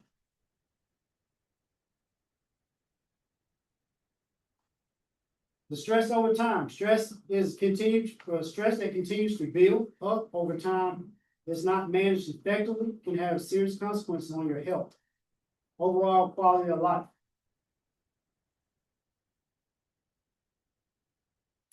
So I chose this picture here, to give you that picture of that trauma trash can. So within the fire service, this is what we do. We accumulate our trash. We let it build. As far as the picture that's on this side, till it starts to overflow. Push it down a little bit, stack some more stuff on top of it, and we say we're good. But we know we're not. Because all that stuff is good. And it only takes for one other thing to trigger, and now we're overflowing. So what we do, we compact it, continue to push down, suppress it, and it ultimately grows into this. When you see that over time, that I have compacted my trauma that I have been exposed to, and then it starts to overflow. That's that call I went on the other day. That's that incident that I saw where that blood was all over the floor, that drug deal gone bad. That's whatever situation that was. That's was some huge stress, but it was good. I got promoted there, but just saying, you see, I'll keep my picture. How we over time compact the things that we're dealing with and not talk about it. And it builds up over time to ultimately we have that to deal with. And we have that mental break.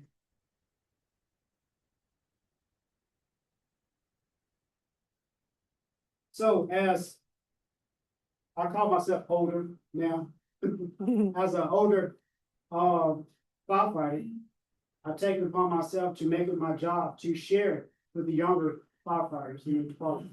A couple weeks ago, Chaplain Presley, Chaplain L, myself went out to the renewed recruit class that's coming. And it's part of our curriculum now to introduce them to peer support and to share it with them, because same thing, most of us say they have never seen a dead body, other than a loved one.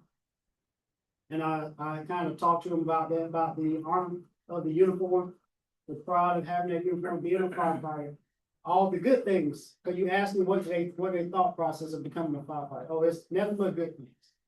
They don't understand the bad things that come along with this uniform, the bad stuff that we see on a daily basis. So most of them you can ask, have you ever seen blood before?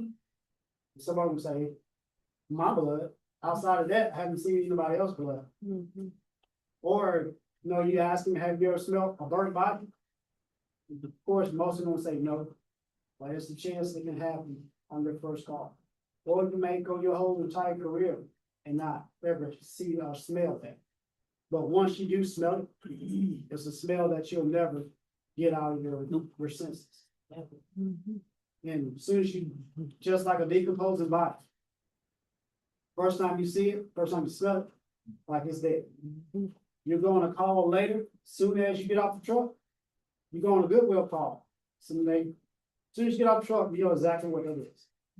And the public or family members standing there, they're like, I haven't talked to him so long, we can't get in.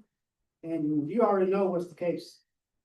Of course, you gotta make entry into the house, you gotta force the door or the window to get in. But you already know what you're about to find once you get inside. And just to come back out and tell them. Something you probably feel like I could have told them while I was standing outside, but being professional, going in and confirm, then you come back out and tell them what's happening.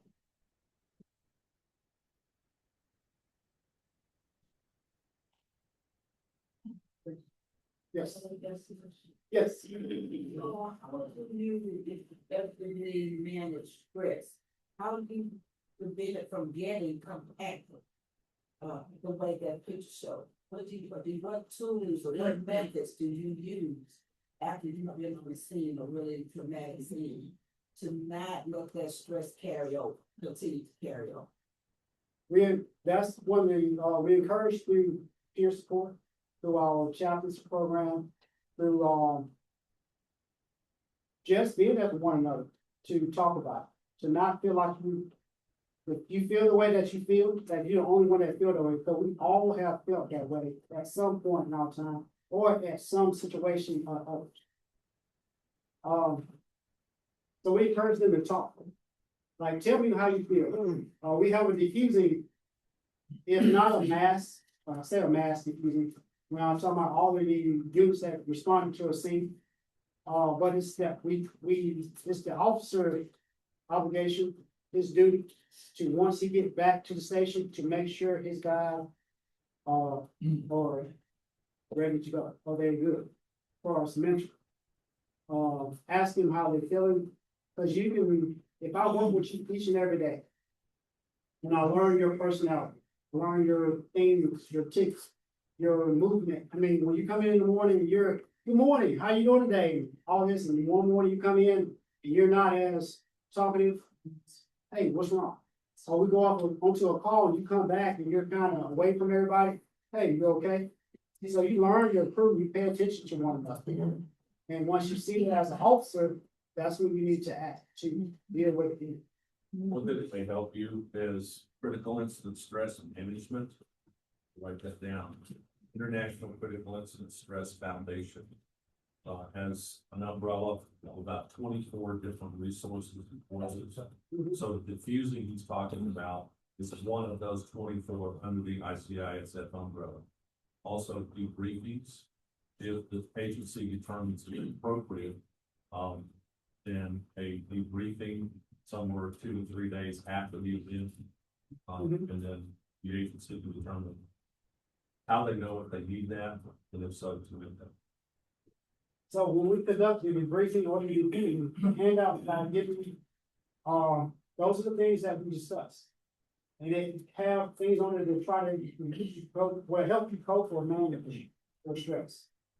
When we go over this list, the front and back, and listing the symptoms that one person may display once they go to a critical incident stress situation.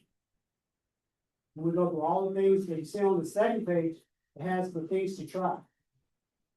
When you do go through that, because first, we all know that you're gonna try to rescue yourself before you allow somebody to try to help. Are you okay? I'm good. All right, so I knew you were gonna say that anyways. So this handout, so probably, if that doesn't work, then still unconscious. So we try to approach it from that way. So we already know what they're gonna say. But I'm gonna give you this resource anyway. I always dealt with it. I would go on the next day and kick the dog and get an argument with my wife. That's not on this list. We may need to add it. Let's see. Is that cognitive or physical? That's the way we dealt It with can it. be both. Behavioral, We can take it out on somebody else. all of the above. Some of the other things we do, like this generation now, is less talking, more texting. So you can establish that once you get that person that you notice a change in their behavior. You can call them a couple times, but if you see that's not making that connection, send that text. I called my wife over there, I was at the gas station. Sunday, matter of fact, it was Sunday, it's true story. As I'm sitting there pumping my gas, young kid get out, music blasting. No. And I'm like, man, this music. So when he get out, he left the door open. I ain't never seen nobody. I'm not gonna. He wanted you to hear. He wanted me to hear it. Yeah. So I'm It's probably standing get on my outside side, or- pump my gas.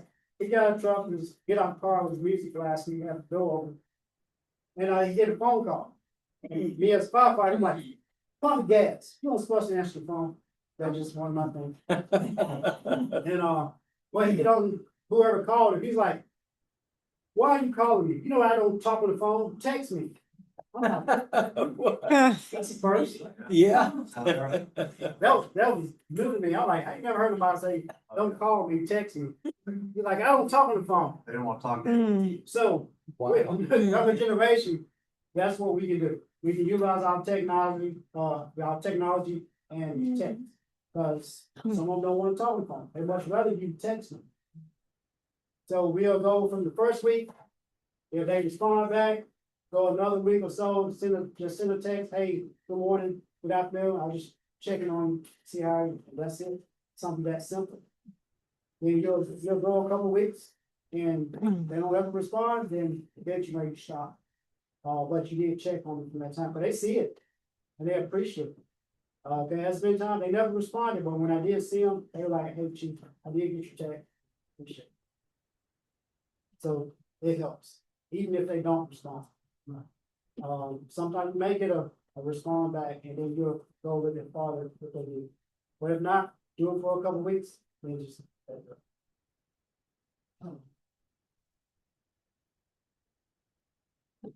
All right, talk about vicarious trauma. The definition refers to the emotional, psychological effect experienced by the individual who are indirectly exposed to trauma, often through their work with trauma survivors. Common in profession, therapists, social workers, first responders, and caregivers. Symptoms may include anxiety, depression, emotional exhaustion, or intrusive thoughts related to cause. The difference between PTSD, unlike PTSD, which arises from first-hand trauma exposure, vicarious trauma occurs in empathetic engagement and listening. So, as professions, as far as that we do as peers, as chaplain, sometime, well, I can say sometime, a lot of time we get exposed to this vicarious trauma, listening to the people that we're trying to help. And in return, we gotta talk to some people at some point yourself to keep you mentally in the game as well. So don't forget about that when as you're doing all these, going here, going there, trying your best to be a support to your community, you also have to take care of yourself. Great point. You also have to, you have to give back, you have to take a break like this. I need to go talk to somebody myself because I need to unload my trauma tragedies. Because it can be heavy. Because some of the things that you get exposed to, it was heavy for them, but it's even heavier for you to listen and take upon that, to carry that around on you. And I don't know, some of the things that some of the guys tell you, and you probably shouldn't carry it around, but when they tell you something, and every time you see that person, that's one thing goes back, what they told you that you think about. Even though it doesn't go anywhere else outside of that because it's confidentiality. But when I see that person, I think about what they told me. And same thing as far as that trigger memory, when you go on the scene yourself, when you see that cross on the side of the road, it goes right back to that memory. And that can weigh heavy on that time. So definitely. make sure you get the help yourself as though the one that you're trying to help.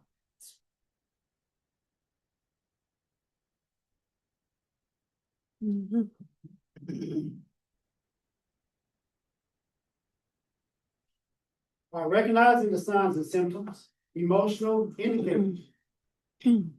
Which you go, like on the handout I have, you look on there, you have your physical, your cognitive. It gives you the signs and symptoms of, things to look for when we have a crisis. Or we have a diffusing or a debriefing. So those are the things that you will recognize before anybody else recognize. You'll see it in somebody before they see it in themselves, so they'll be in denial. But you'll see their attitude change. You'll see them not be that bubbly person in the morning, when they come in and go straight to their locker, change out, roll call, they're out the door. They're not sitting at the table wanting to talk, like they normally do. And you'll be the first to see that. And also to, get them to talk about things, not allow them, or you as a person shouldn't allow the things that you see at work to follow you home. Because that can affect home life. And you learn from that, speaking from personal experience. It was the call when I was like the drug dealer going back. I went home. It was that one and the first time they were shooting while I was on scene. When we had the first time I ever called, first and only time I had to call a code 100. That's for if firefighters need help. Depending on what agency, it may be a little bit different. But PD, SWAT, everybody's coming. All the stations getting TNA by radio, they en route to where you at. It's like a mayday call. We went on a general medical call, got there, the lady's unresponsive in the living room. There's an apartment complex, they're gambling down, which we know we gambling because we had to walk through it. We come to 911, get out the truck, we got our bags and stuff, and they got a gambling game going on. Who win? All right, y'all be good. And went on to the house. And we in the house, we doing our assessment on the lady. And a few minutes later, you hear the loud commotion, party going on, and all of a sudden, the gunshot start.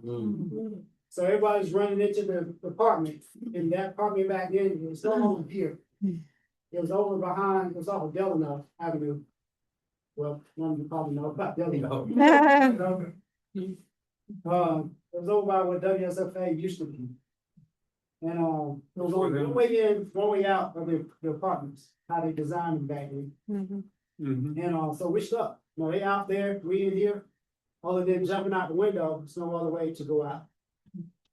And all that occurs, it was very stressful. After the shooting stopped, we still assessing the lady. We already had pushed the D50 on her because she was unresponsive. Her blood sugar was low. And then like the shooting started. And while the shooting started, she's gained the responsiveness. And the shooting stopped. People coming in like, hey, call 911. But then it's like the medic's already here.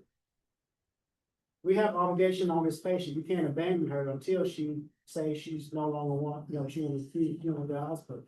So they don't understand that. So now their aggression comes toward us, saying that y'all need to do something. And we're like, this is our patient. We can get on the radio and call for another medic unit. But they didn't understand that. And finally, my officer, he asked her, did she want to go to the hospital, but she's in cane consciousness. No. All right, so we out the door. And showed up where they was gambling at. That's one of the guys that got shot. But long story short, my wife ended up seeing me on TV. We were transported to the news, and everybody come. They were there recording. And as we pushing the guy to that got shot to the ambulance to get into the transport, news media caught me going by. And I couldn't get home fast enough. I mean, she called him. I can't talk right now. But anyway, so that, and when I got home, I telling her, sharing my story with her. And by me telling my story to her, my support system, the next day I was going to work, I found out that vicarious trauma by me telling her what I was experiencing, what I did, Mm. I was stressing her out Mm. from that point on. Mm. So then I thought to myself like, well, I don't want to stress her out, so I'm not gonna tell her everything else that I did with at work. So That's then I fine. ended up putting up a wall, Something. and now that made it worse as far as my support system, because I no longer have that support system to tell her, because I have a wall there. Mm. And this is a big thing first responders encounter, and anyone who's been in this knows it. As we talk to people, sometimes we'll describe things a certain way that freaks out who we talk to. I'll say things, to my wife sometimes, and she kind of, how would you say that? Why would you come across that way? And, it's just the way that we talk about it in fire service, fire or EMS service. And, but a lot of people don't understand, the humor we might use, all those type of things. But it's just common, that's how we're gonna think about it, that's how we're gonna talk about it. And, but as you said, that's gonna, because they become offended, or they think, hey, you're horrible, you're terrible. So I think, how could you talk about that, that way? But that's just the way first responders do. We all talk that way. And I think it's therapeutic. It helps us to get it out. But then when people respond the way they do, and they get upset, they think we're horrible. Like you said, people then don't want to, I started becoming more hesitant what I would say to my wife, or I'd have to try to be careful how I said things to her, because she would just think I was horrible for thinking that way about a person, or thinking about the call the way it did. All right. Or a big thing, when you're new in this field, you come out and you say, yeah, I went to a good call today. People don't understand good call, when your adrenaline's rushing. Now that I'm older, I'm kind of daggum, I wish, didn't have to go to that call. But it's the way we talk about it in the field. And, the average layperson does not understand. And that's something that as we talk and as we counsel with first responders, that's something that's gonna come up is, we talk about things a certain way, and, a lot of people don't understand why we're talking that, and why we would talk in that way as I call it. So don't be surprised when you do talk to first responder, firefighter, police officer, and you get that dark humor side of them. Don't be in shock or awe and wonder like, oh, you're such a bad person. Like, that's a coping mechanism that comes along with it. Dude jumped off the bridge, run from the cops.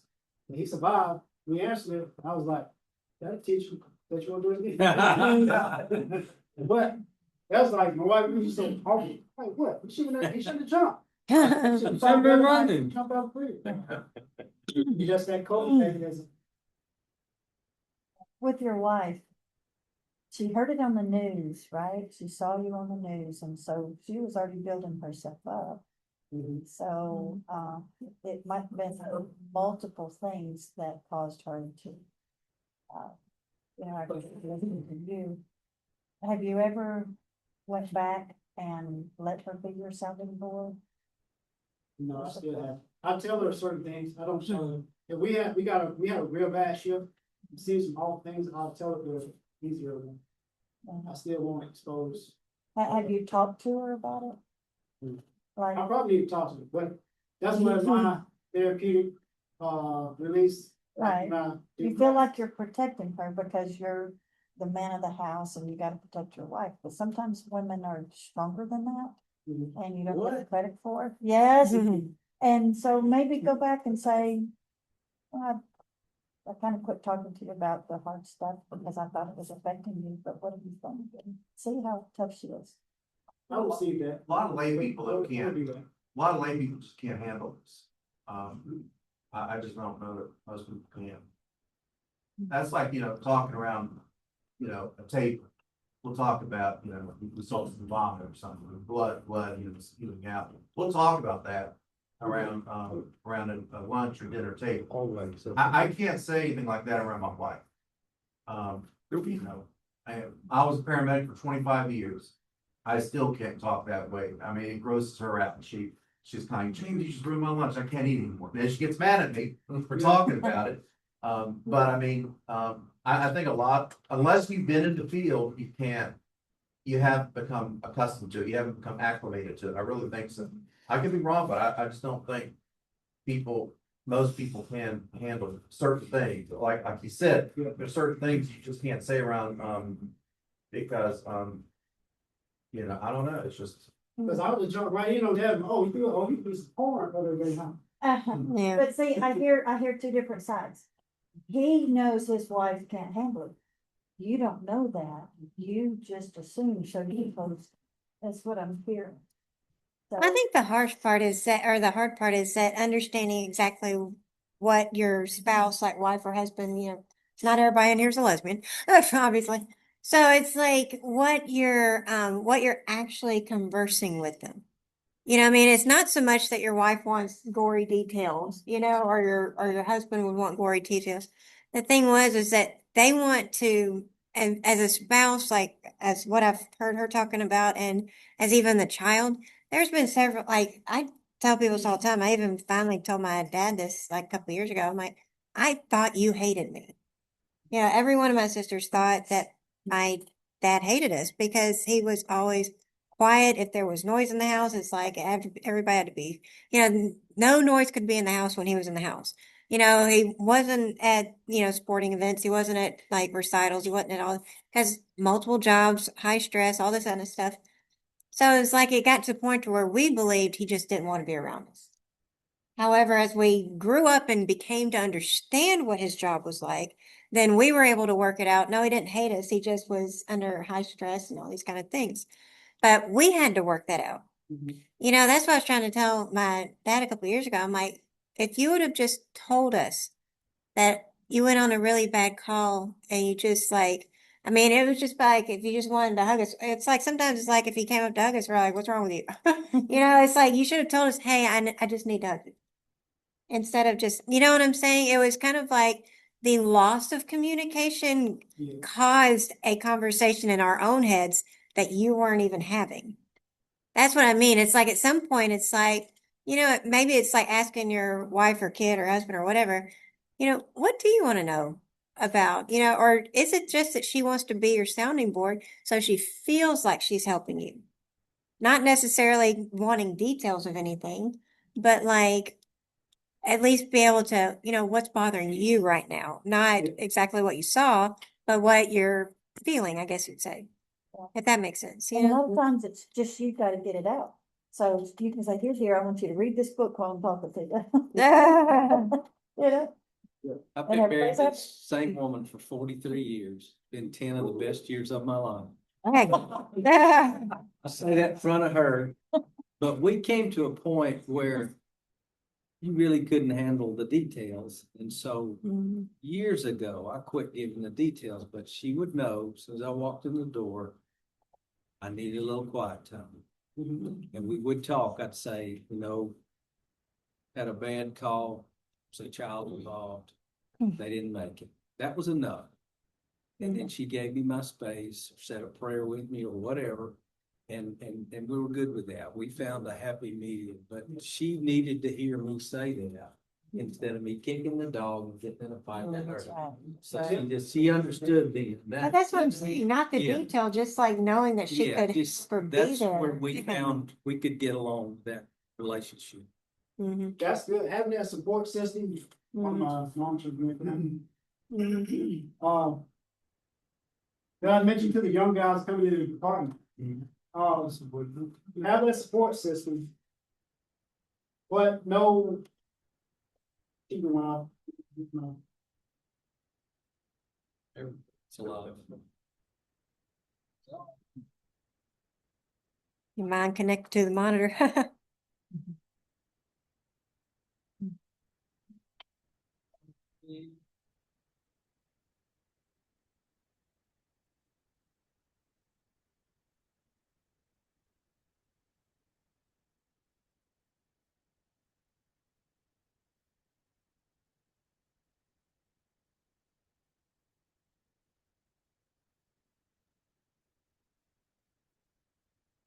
Right, as far as building that support system. And having that practice, that set care, and set boundaries, and I seek that professional help if needed. But I like what you said, Chaplain, about saying that, setting your boundaries, telling them, you need that me time. Because it has been, a lot of things I speak off personal experience when I share. When I was at Station 9 and we had the 300 calls a month. And we, one new shift, if it wasn't a shift that we averaged the 15 to 20, the anxiety, the anticipation, Yeah. waiting on that bell to start going. So even if we only made 5 calls that day, you still on high alert the remaining of the shift, because you're like, well, if I lay down, it's gonna start, so I'm not even gonna lay down. Then hour went by, 2 hours go by, and we ain't went nowhere. Then you're sleepy, but you're like, as soon as I go to sleep, it's gonna sleep. Next thing you know, 8 o'clock, it's time to go home. If you hadn't slept at all. And then right before you go home, before they change the way they do it now, you be like, I'm getting my stuff going, like, seriously, yes, sir. 24 and. Oh, I get held. 24 more. So we share with the younger guys because now you've been held for 48 hours. Been up for 24 because you didn't sleep in there. They looking on paper that you only made 5 months. So you didn't do anything. But you, the anxiety, the alertness for the whole 24 hours, so you're exhausted. So you do the other shift, and you're gone for 2 days, and you get home. Put in their mindset that, hey, your family hasn't seen you for 2 days. So if you don't set those boundaries, but hey, I've been gone for 2 days, give me a couple hours. But if you go into the house and you just shut them off, yeah, you ruin your home life because dad's always in a bad mood or mom always in a bad mood when she comes home. So they go from running to you once you come in to, oh, dad's home, I'm going in my room. Yeah. And that's what you don't want to happen in your home life. But if you have that conversation to let them know, I had a bad day, I actually had a bad 2 days. Give me a couple of hours and I'll be back to daddy mode. We can play, we can do whatever. Because they just see daddy come through the door. They don't know everything that you went through. Mommy come through the door. They don't know that you pronounced 5 people today. You saw somebody, mutilated today. You saw what that dog did to that person. Or what is the bad call that you answered throughout your shift? They don't know all that. They just see that when you pull up in the driveway. So. I was at, when I was on shift, I would I was trained early in my career, put up the barrier. You don't let these things affect you personally. Don't take it personally. So I never realized it until, some days when I would work back-to-back shifts at the station, my wife, my kids were wanting to see me. So she'd make up dinner or something, come up to the station, hopefully we weren't on a call. She'd call me, you on a call? I've got, no, we're at the station and we're not up next. So, so she'd bring the kids up there and we try to eat real quickly and all that. But she would always, eventually she quit doing that. And I wondered why, because I want to see the kids. But she's kind of like, you're just not the same, James. You just don't respond. And I think what it was, when I was on shift, I was in protection mode. I mean, I was she claimed I was a different person. I didn't realize that. But she claimed I was totally different. And I wonder if sometimes I came home still in that mode.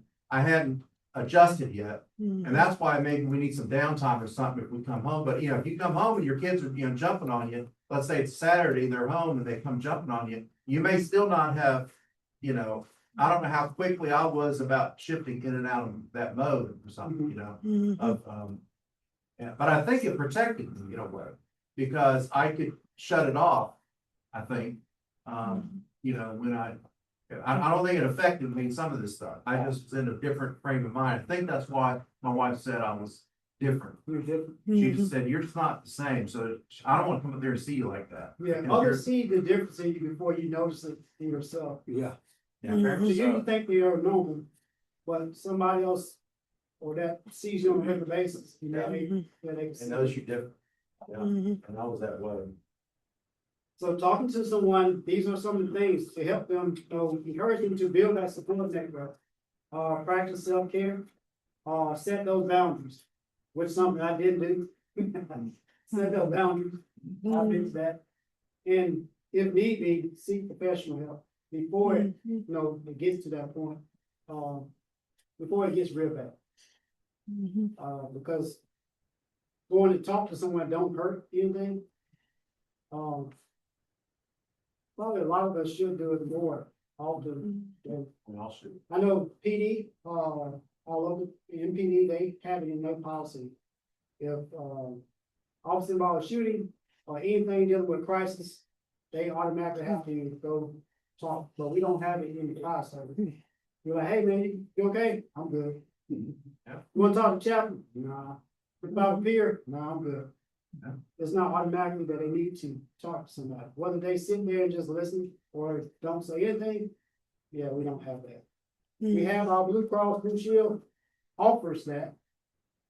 Like get like 6 free visits, but do majority of the firefighters take advantage of that? No.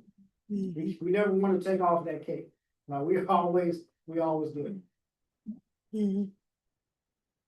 There was a guy one time that he said, he had made a comment. It was for a woman that, she was a psychologist and she was always talking about self-help and, and he came up to her because his daughters and his wife were buying her book. And, he had made a comment about, I don't see any of your research talking about men. She was like, well, I don't study men. And he was like, well, that's convenient for you. Because he was trying to get her to understand. He was like, my family would rather see me, die for my horse than to see me on my knees at any point. So his mentality is like he could not show weakness in his family, even though his mental health was not good. So it was almost like you kind of get to a place where you're becoming a character instead of the husband or the father or things like that. And it's almost a little weird because I don't think people really understand that it's not about your work life, like everybody's talking about, like what they see during their job. It's more about like, do you understand when you're in your work personality? You know what I mean? Like you have to be serious, you have to be this, you have to, the dark humor, all these kind of things, just trying to cope with what you're seeing. But when are you out of that personality? Especially around wife, kids, or church, or wherever you go. It's like, do you recognize when you're in that personality? I think some of the things you can let up on, but not all of it. Because like I said, I don't like, because I've been to so many debriefings about events that occurred when we probably talk about the mass shooting that happened at some point. We have active shooter drill, so know about the soft targets. And then hopefully when I'm out and about, where I'm doing, like my wife is enjoying whatever's going on. Always Yeah. I'm looking around. As my kids, like I said, I have a 26-year-old, my son's 24, 27 daughter, my son's 24. When they was younger, hey dad, can I go to this party? Where is that? No, you can't. Like I was meeting with Montgomery, like, no, you can't go on this. No, you can't go. Well, everybody else going, ain't everybody else parent. Yeah. So that being over, which that didn't go well with them, that being overprotective of the things that I got exposed to here on the job, kind of followed home.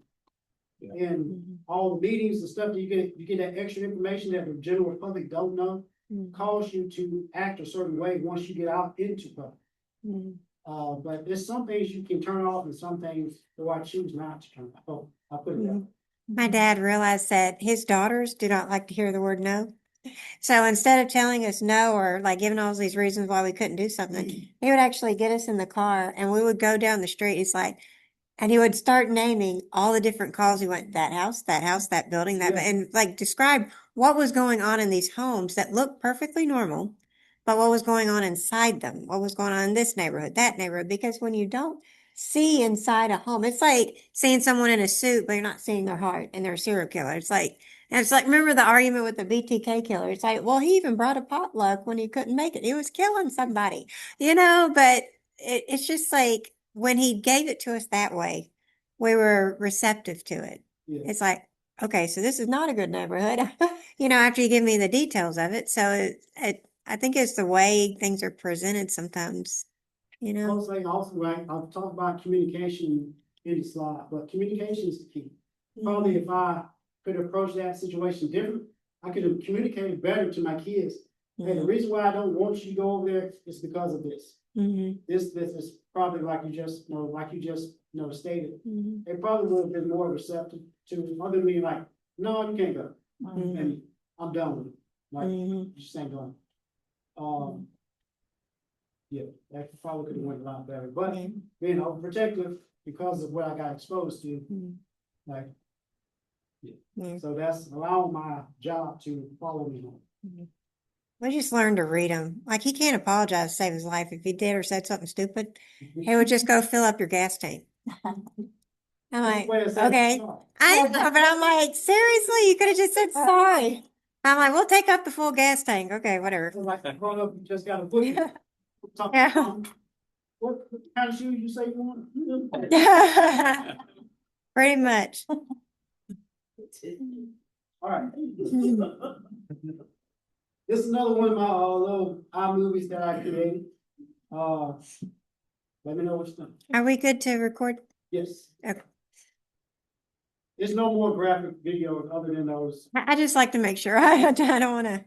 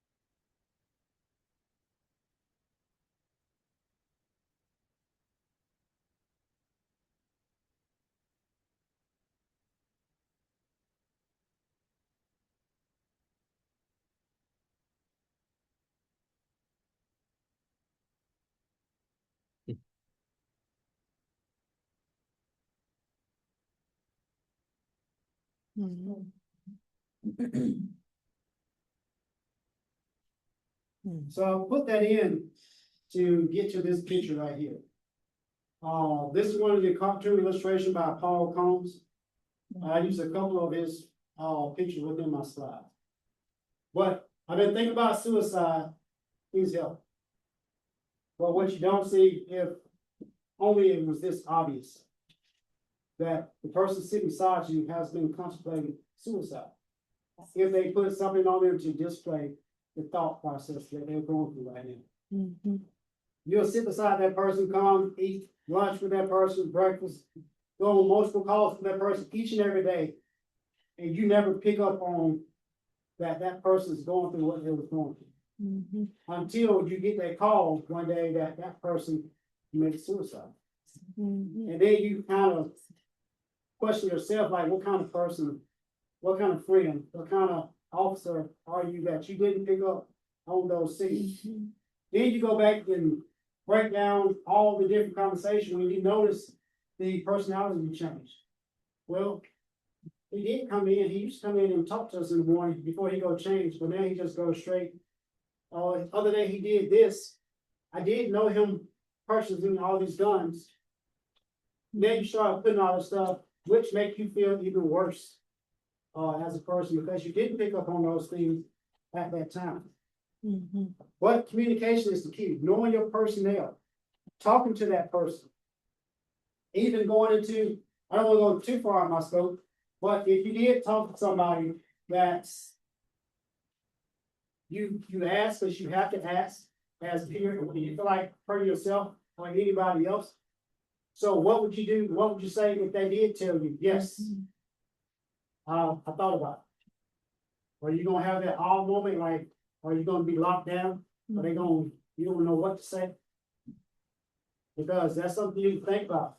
You may ask that question, but if you don't have a answer when they do tell you, or have a suggestion, or have what I'm looking for, doctor, if somebody tell you, have you thought about suicide? And they say, yes, I have thought about suicide. You shouldn't let that freeze you in your truck. You should have a response. You ask me to plan, you have a plan, how you do it. Right. That's the next follow. So you actually go into, okay, tell me about it. And then you'll catch them off guard, because I'm pretty sure somebody probably asked them before. Yes, I thought about suicide. They back away. Oh, Yeah. They don't want to talk. you need to go talk to somebody else. Yeah. So have that game plan. Okay, so tell me about How would you do it? it. Have you, it's just a thought? Have you been fantasizing about it? Have you actually role played it out? Have you actually did it? But they'll go through these process a couple times before, from my reading and other things, studying, before they actually do it. They'll research on the internet. They'll look, people have hung themselves. They'll be researching, you know, how to make a ligature, how to make all this stuff, what kind of rope to use. When people look that stuff up, whenever they go back and look on their computer or look on their phone, they start finding, oh my goodness, I mean, they've been reading up on this stuff ahead of time, and no one paid attention to it. No one realized until after it was done, after it was completed. It goes from a thought to, like, say, you start fantasizing, you go to a role play to actually do it. We go to 911 calls. One of the main thing we ask, when we go to a call that somebody attempted to hurt themselves, or they took medication, or they were not the ones that actually, they did it to commit it, but the attempts. If you go down that path, and they tell you that they thought about it, they've been thinking about it for a while now. They reached out, told a couple people, but they didn't get the help. And so now they more isolate themselves even more. It felt like there's no other way from where they are. But when you catch them off guard, when you tell them, if you don't back away from it, you engage it, they can see, like, give them ideas. Yeah, okay, I'm with you. I'm gonna help you get through this. We're gonna get back into the light. We're gonna come away from the darkness. You are that light in their darkness at that time. You didn't turn away like everybody else turned away from them. That's what I would suggest if you come into that situation. I Anybody else?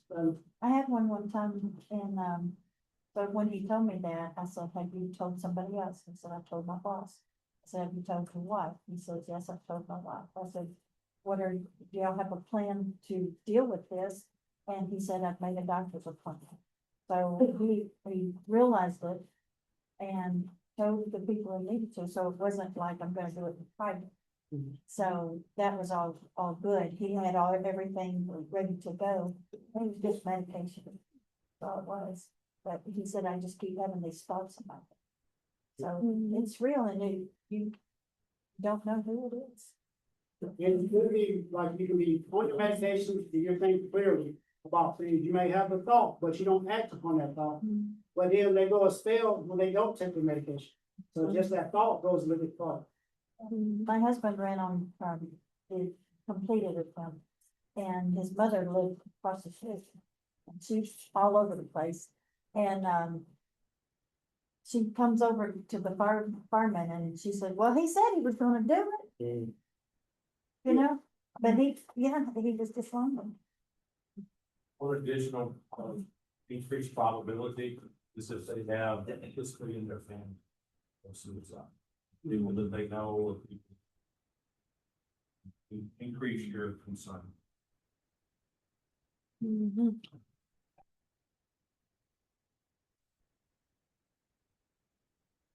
So do anybody know who these two gentlemen are? Or remember the videos, the picture? That's It was like child, going viral before viral was a thing, when it That- occurred. that was the child that went into the well.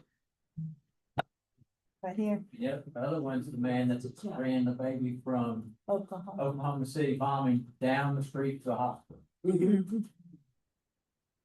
So years later, both of these gentlemen committed suicide. Oh, no. Yeah. Another one in the well guy. Ain't shaking, you get aggravated. Right. So think about if you have that, ultimately that major save in your career. You're probably thinking every call that you go on from this point on, you need to act the same way. So think about the stress that comes with that. That follows that traumatic incident, that save there, and the pressure, the stress. Every call you go on, from that point on, was your stress level was high. Mm. And of course, in this field, you know, you can't save everybody. Thank God for the ones that we do go on, we can make a difference, we have a different outcome, we can alter that outcome. Mm. But all of them don't have that. Mm. And but you carry that same stress for the ones that you couldn't save, same as the one that you did save that day. Mhm. And ultimately, like, both of them made good decisions. Wow.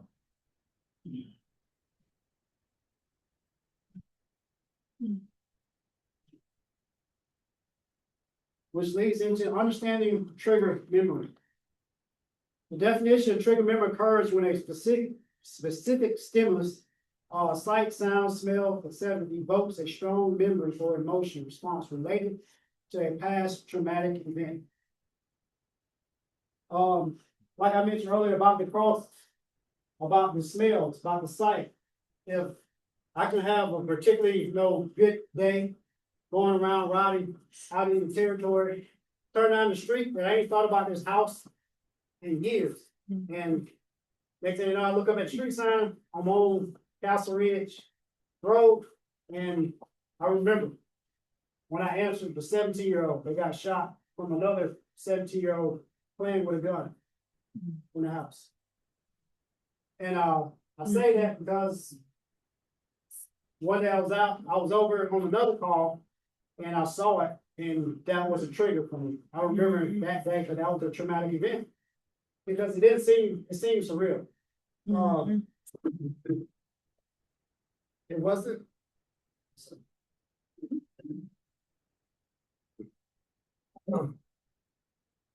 When we pulled up, it wasn't typical of like any other scene that we went to.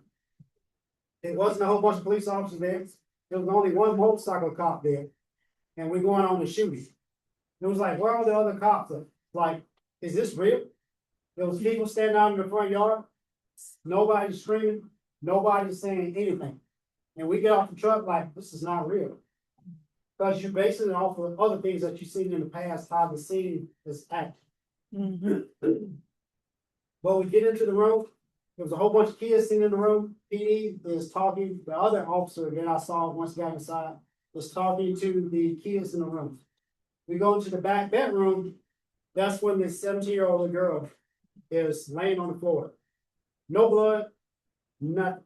We were like, still, we're processing, is this real? But as any other scene we went on, the shooting, there's blood, there's chaos, nothing there. But back up a little bit, they was in the house, 17-year-old, whole bunch of kids, teenagers. One of them pulled a gun out, playing with the gun, shot through the wall, and it was struck. But every time I hit that way of Castle Ridge, that's a trigger. The same thing like seeing across on the interstate, it's a trigger. So we developed those throughout our years being in the service. Chicago Fire was a trigger for me. I don't know why. But when that happened, I know it faded, and I had to get up because I became all emotional. I don't know why it was a trigger, but it was a trigger. And you have triggers that you don't even know that you're not aware of the triggers yourself until they happen. You can catch a smell. It could be something on TV that sounds similar to something that occurred on the scene. That can be a trigger. So talking to someone, you gotta be mindful, or well, I say you can't be mindful because you don't know what triggers. So, but in the event that it does occur, understand what is happening, what is going on. If that person becomes emotional, for whatever reason, or if you get called to the station to talk to somebody, they was like, "Hey, Sharon was fine," and all of a sudden, he's back in his office, he's crying and whatever. Something happened, something occurred. My trash can, trauma trash can, everything came back to the forefront, and I just didn't control my emotion at the time.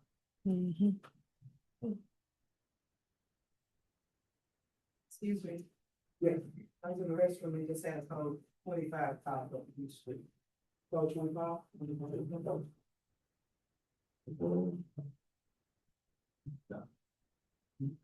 You was talking about something on TV. like, figure out your pocket. It could have been something that was on in that apartment or house that was in an atomic way. So, yeah. We've actually been to one is a couple of years ago, and I think Mr. Ed was on. I don't remember if that was there or not. But 2 3 weeks ago, watching a show, and that scene came back. It will occur just like, you will see it just like it happened that day. The smell, the sound, if that person said something or said anything, but whatever you heard, you remember it all. Mhm. He's like, man, I hadn't thought about this in years, but it's there. We just had an interesting little experience right here. Mom, She said there was a code 25. Said that to you? It triggered something. To me, when she said code, that meant CPR progress. So I said, Chaplain, that's your call. She goes, what? And so we talked about communications. There was a misunderstanding here. So as we do our chaplain work, we might realize that there's potential for that. Because code for me means CPR partners. That's his problem. For me, it means suicide. When I was in the restroom, and I heard it, we heard it automatically, took me back to jail, 25 suicide. And I'm like, McGee, I'm like, that's here. So when I came out and I looked, I didn't see you. And it kind of looked like it was vacant in here before I got in. Mhm. So, yeah. So we talk about communications. You guys still use 10 codes? yes. Okay. We don't. And so it's plain language, talking about what's taking place, and because of that potential, it wasn't just. Yeah. And see how it did, what it did. Yeah, so for her, it meant a suicide. For me, it meant codes in progress, CPR progress. For him, it meant I was just a motor vehicle, actually. So that goes into that. I don't see it. I see it. And like what I shared earlier about the 1/3, that's a prime example of the 1/3, about that code 25. Yeah. He didn't have, he like, okay, it's just a code. You got alertness because, oh, that's being CPR. And then you suicide, oh, that's serious. She's over there emotional, you're heartless, and then you're like, right in the middle of it, it's like, wow, what's going on here? So if you had a thought that he knew exactly what that was, you'd be like, man, he's cold hearted. That's how he thought. Yeah, I always found that like when you're talking about triggering memory, like I think it was with Robbie's training 2 years ago, I believe, and there was a scene going on and it triggered me. But the weird thing was, it didn't trigger me in a way that I ever saw coming, like you were talking about, because it was a memory that I didn't have. But it triggered as if it was bringing one in. It was very strange, and I got really upset. And I think Terry and Wanda followed me out. But the point of the matter was, it was these people that were conversing about, like, we'll just tell the family we did everything we could. And when I heard that, automatically I just had like almost like a wave of aggression go over me because I was like left to die for like 5 hours, and and all these kind of things and that was going on. And to me, it's like automatically I was having memories of stuff that never happened. And to me it was like, what lies were they telling my family when I was in my situation? About like, well, we did everything we could, when in my head it's like, you left me to die for 5 hours. So to me, it was almost like I was getting defensive of a lie I didn't even know was ever told. And that's where I went with that. And I'm like, what was that about? It didn't really make any sense to me, but it triggered such a. I know, I've never had a problem with my wreck or anything that I've ever been through. So the fact of a possible lie that would have been told to my family triggering that kind of response, it was very strange. And unusual in a weird way. Being triggered. Yeah. Like Like I'm thinking about it as I'm talking, I still don't know why I was crying. Mm-hmm. And I probably won't even watch that episode again, knowing that I had made me feel, if I see it coming on, I don't want to watch it. Yeah. Go something else. Don't want to repeat. I don't know if I will act the same way, but I just still don't want to put myself in that situation. Mhm.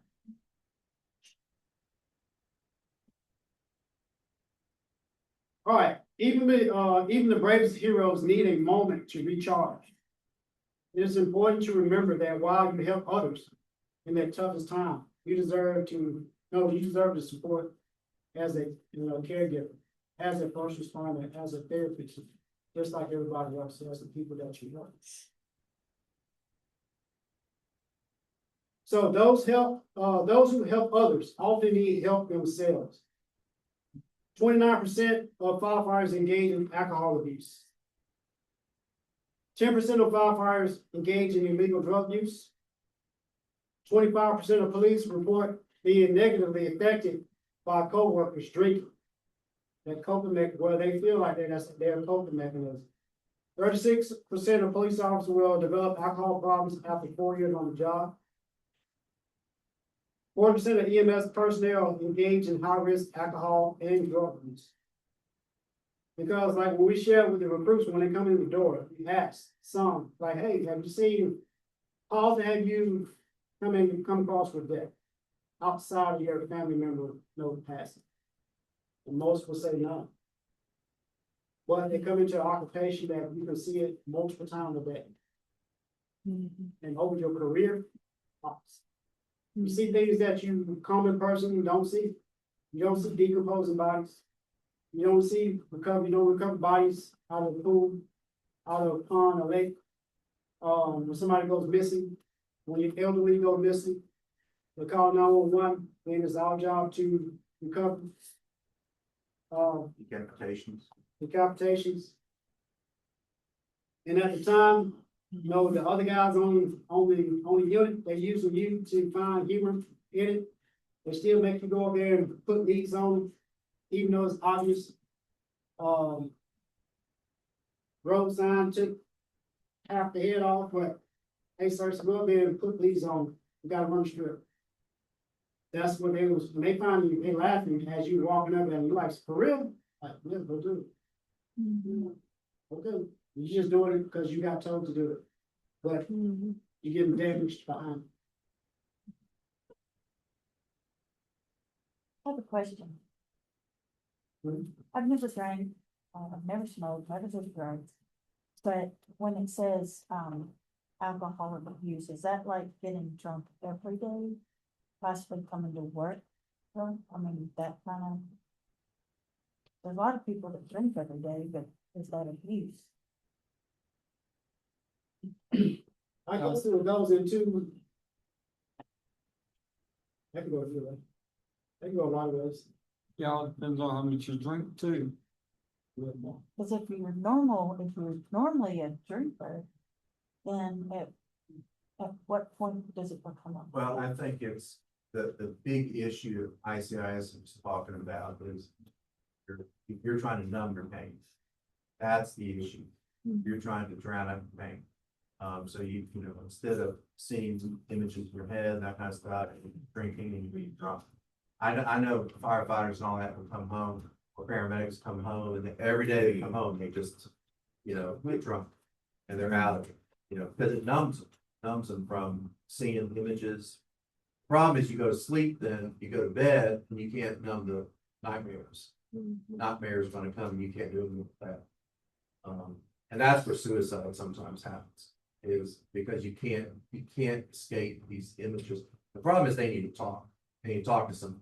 That's why I became passionate about being a chaplain, going into critical stress management, because it ruins lives. I've seen so many lives, how many firefighters do we know have been on third, fourth marriage? I knew a lot of guys, back in the day that on the third, fourth marriage. It's just common. But yeah, with alcohol, it's just not social drinking, going out to dinner with a beer. That's not what we're talking about.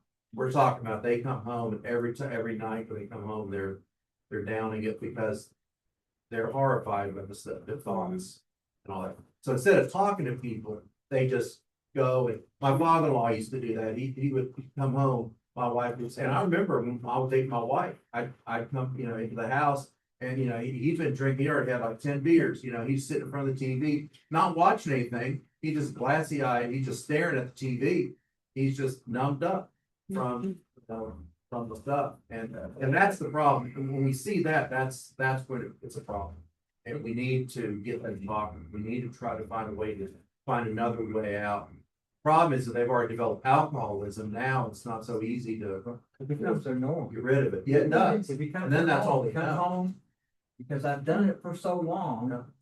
I just come home and it's nature to go to that refrigerator, grab that first beer, and then 2 hours later, you're down to 6-pack. Or But whatever. if they don't, Just becomes part of their normal process. It does. they're not telling you, how would you know that there's abuse in the fire department? If you're coming to visit in the fire department, how would you recognize it? It'll be their friends would know it.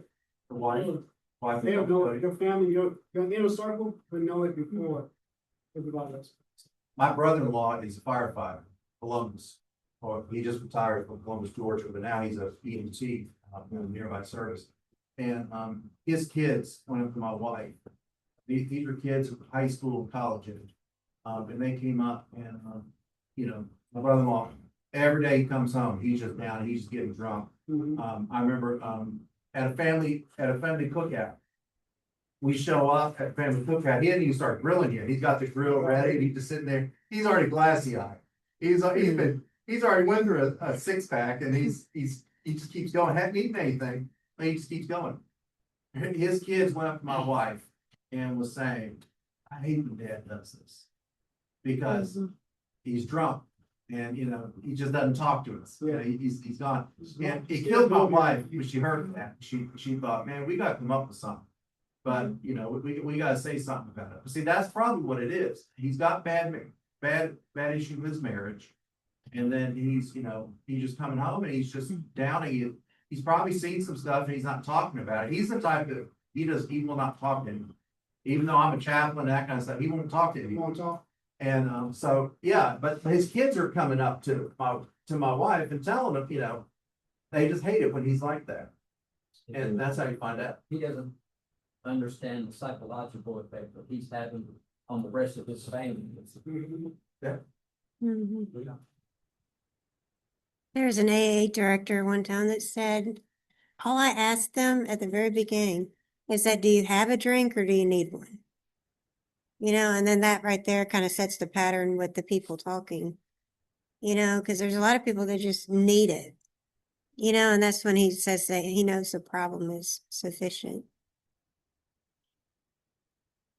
I think the problem is when it becomes a coping skill, it's how to deal with your home day, how to deal, then everything becomes a trauma, and now you just gotta come home and you haven't learned, whatever, it just becomes a coping skill.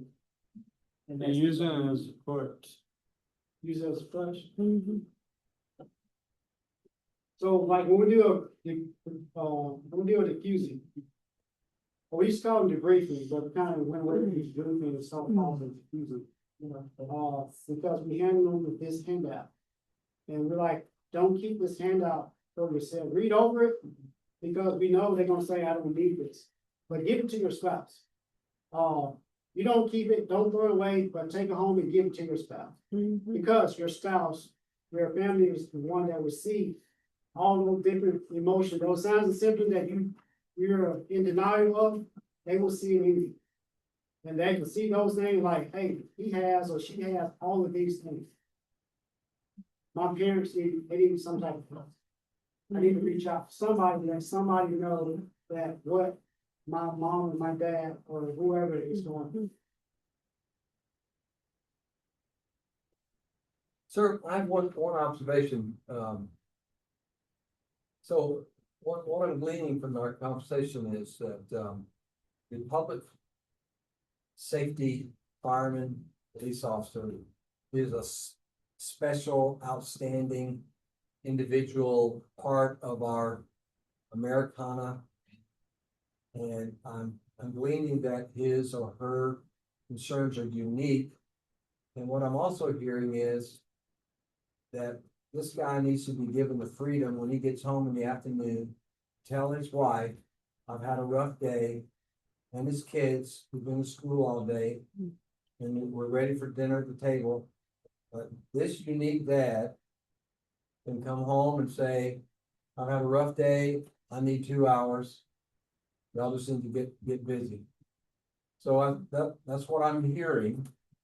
And I want to be sensitive to that as a police chaplain. But I will tell you from my experience, everything I've learned today, I'm thinking, shoot, I'm a 40-year pastor. I should have been getting counseling from y'all for 25 years. 1,500 evangelical pastors leave the ministry a month. Wow. Because frankly, between us, just friends here, pastoring is a hellacious job. And I mean, but no, we're not seeing some of the sites that we've seen, but I'm just, but pastors don't have the, they don't have the friends. It is weakness when we don't really have those people at I mean, they're not really readily available to talk to about some of your issues. And so pastors have to come home and man up and help mama in the kitchen, and let's sit down at the dinner table with the kids, and hey kids, how was your day today? And so I'm hoping that I'm going about this right, because I want to tell our young officers, hey fellas, I know there'll be times and you need to be sensitive to your wife, and you just come home and tell her you've had a rough day and there's been a shooting, and I don't need to be bothered for a little while. I heard one pastor in my college in Lakeland, Florida, you would know him, he was a household name at one time, but he came home telling 1,200 Southeastern students that that's what he did when he got home in the afternoon. He said, I don't need to hear about my wife's busted radiator or she needed a tire. She knows to me to just go ahead and take care of that and to keep the kids at bay for a while. Like that. You know, such a young ministerial student, classmate probably shortly after the mighty Robbie there, 1979. I thought, man, I don't know that I understand that. So I hope I'm telling these officers the right thing. I want to tell them, yeah, you do need to man up. You do need to find a support group, find a good church, listen to your pastor. But I'm going to have to work on the other end of that, which says, hey, tell everybody to just back off because you had a rough day, even though your wife worked hard all day that day. And you know, that's going to be tough. As a firefighter comes in saying, you don't know stress. Yeah. The wife is saying, I've been stressed out all day with these kids, and he goes, you don't know stress. Yeah. Take my job for it, you know? So And it is stressful. Stress is different from everybody. So everybody needs that moment for self-care. Yeah. So that you allow me to give my, give you, I take over whatever's needs to be done today. I give you your time. Yeah. So you have to have that self-care, that conversation, those boundaries there for one another in order to keep that family survival together. Because in essence, that's really the most important thing, is it not? Your children, which is the product of your marriage. I mean, I'm just wrestling with it, as you can tell. I'm just wrestling with somehow coming home and telling everybody to do your own thing till I get my thing together. Yeah. But my kid needs That would to. only be one time that you and your spouse will have that conversation. Yeah. But once you set those boundaries and you walk in, she can read it off of you. Like when you get off the truck and you slam the door and she see you coming, she already knows, oh, he had a bad shift or she had a bad shift. Yeah. We're gonna give mommy or daddy the time, and then whatever the home life situation got going on. So it's like, once you set those boundaries, like y'all should operate off of those guidelines. And that one word you said a while ago, communication is the key. You got a phone, you can go home All your chosen, no matter what. I mean, sometimes it's even, what about the illusion of communication? Have you ever heard of like that theory? Like if you have like an illusion of communication, in other words, when you have a high stress job, but at the same time, as someone that deals in what they've seen and all this kind of stuff, doesn't want to put that burden on someone else, right? That's most of the time why you close it all up and don't want to put it on anybody else. Have you ever thought about giving your spouse a thing of earplugs? Just put the earplugs in, sit there, let me vent. You don't get harmed by what I'm saying, but I can get it out.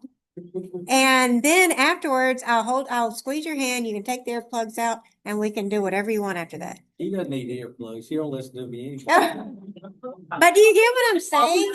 You get what I'm saying? It's like, so you can vent, and at the same time, you also have the peace of not harming your spouse. You know? I mean, I'm in a wheelchair. I'm always thinking outside the box and trying to get stuff out. You know, I have to think of different ways. Because there's a lot of stuff that I have told myself I would never tell my family. Like I would never tell my family a lot of things that I've gone through or that have gone through my mind or that I've dealt with, like when I was alone in hospitals or something like that. I would never tell them that. Just because I would not want them to have that in their mind. You know, that I went through that or that I'd ever thought something like that. You know, so it's the same thing. It's like sometimes I'm like, there's sometimes where, because she's like, you know, little empathy Betty over here. So it's like, there's times where I want to just shove some earplugs in her ears and just vent off, you know, sometimes. And then it's like, okay, we're good. You know, but sometimes it's just not really getting someone to hear it, but just allowing yourself to release it, I guess that's the right word. But maybe we all need to tell people gift their spouse some earplugs and just let them have at it for an hour. You ever get mad at Wanda? You ever let her at it? I never got mad at one. Wait, that's Why awesome. does she want to get mad at me? Wait a minute, now, you never get mad at the hand that feeds you. I just wanna say that, all the comments that I've heard today are great and everybody's input. Really wanna commend the pastor that just spoke. I wanna commend you, and the reason being is because pastors seem to think that they cannot be transparent. I understand why, because pastors are looked at in the light of being the strong person. That the people, we can always go to our pastors and our pastors are ones that we can lean on and that we can trust with our inner secrets. And we're also looking for answers from our pastors. So many things are laid on the pastor. I'm not talking to you as a chaplain right now, I'm talking to you as a pastor. And what you have to realize, along with all the rest of us in the body of Christ, since most of us in here are Christians and chaplains, is that pastors have a weakness too. Pastors are human. And pastors cannot express their inner parts to even some of the members, as I heard you say, you know, your circle of people, it's like you don't have an outlet where you can go and you can really trust or entrust without it leaking out. And you don't want your personal business, like none of us do, but as a pastor, you have to be cautious and cognizant of who you're speaking to, led by God, and what you're saying and who you actually release what you're releasing to at the time that you release. Because it's important that you be able to communicate and say what you have to say, and you feel fully, you feel released, knowing that God is listening, and the person that He has guided you to, and He'll do that, guide you to talk to in confidence. He will give them what to say to you in that hour. But most important, realize that your feelings matter. The way that you feel and the way that you feel overwhelmed sometimes, a lot of times, but people are still pulling on you and depending on you to be the pastor and to give them the answer. When in your flesh, you're weak. And your spirit needs to be renewed and refreshed. But God is still God. And He's still amazing.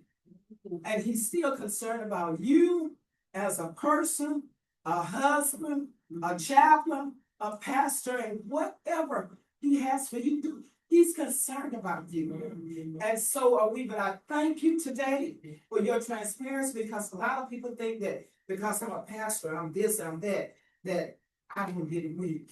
I'm gonna need help, like he said, while we're taking care of everybody else as chaplains, we need to take care of ourselves. I'm glad that you asked us, what did we want to talk about?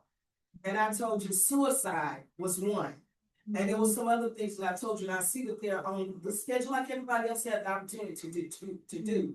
And as you can see today, and I know the other days that you've had your training, is very important, because we'll be faced with a lot of things, and we are being dependent upon to give answers when all the times we need answers for ourselves. So I just want to say, in us taking care of everybody else's problems, listening to everybody else's problems, and trusting God to give us what we need to say in that hour, then we speak to God even closer and let him know, God, I need you. And it's our right to be transparent. It's our right, because we're all human. So in our weakness, his strength is made perfect. And that's all I want to say. Thank you. What she just said, Working trips in Montgomery. what she just said.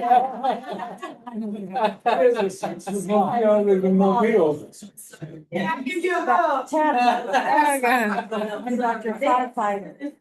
Peer support, their peer support is gonna be coming. Gotta take a picture. To have right now. So peer support chaplains are almost like the pastor. Some people-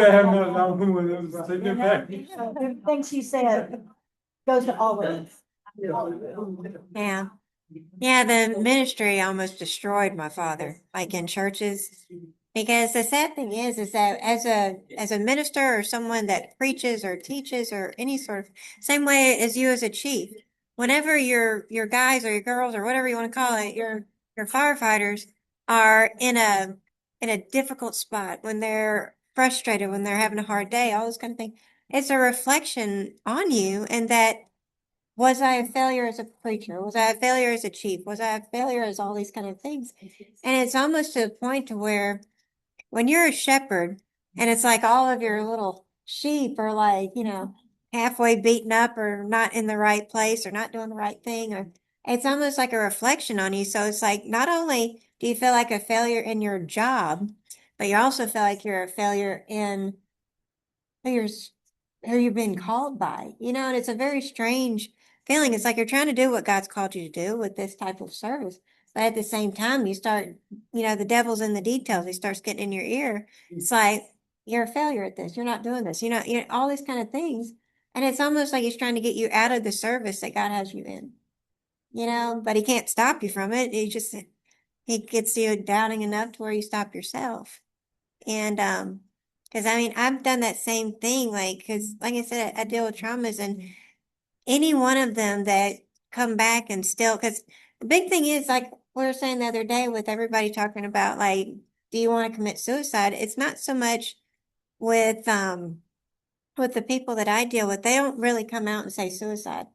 You know what I mean? Because it's like when they've survived so much, the idea of committing suicide or even contemplating that word is almost like survivor's guilt. You've survived so much and then you're going to contemplate ending it, and they start changing the words up. They don't talk about suicide. They talk about value. It's like, what value do I serve? What purpose do I have? Those kind of things.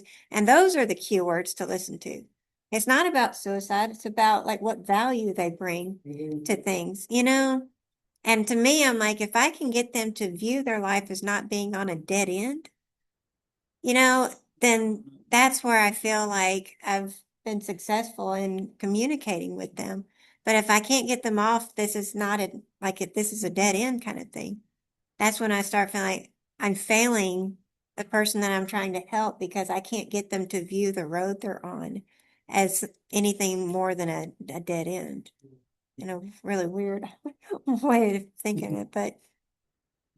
So as we see, those who help others often need help themselves. So you have to have self-care. Because no matter what profession, whether it's first responder, whether it's being a pastor, a chaplain, therapist, stress is stress. And like we mentioned about vicarious stress. When you listen to other people situations and take on that stress.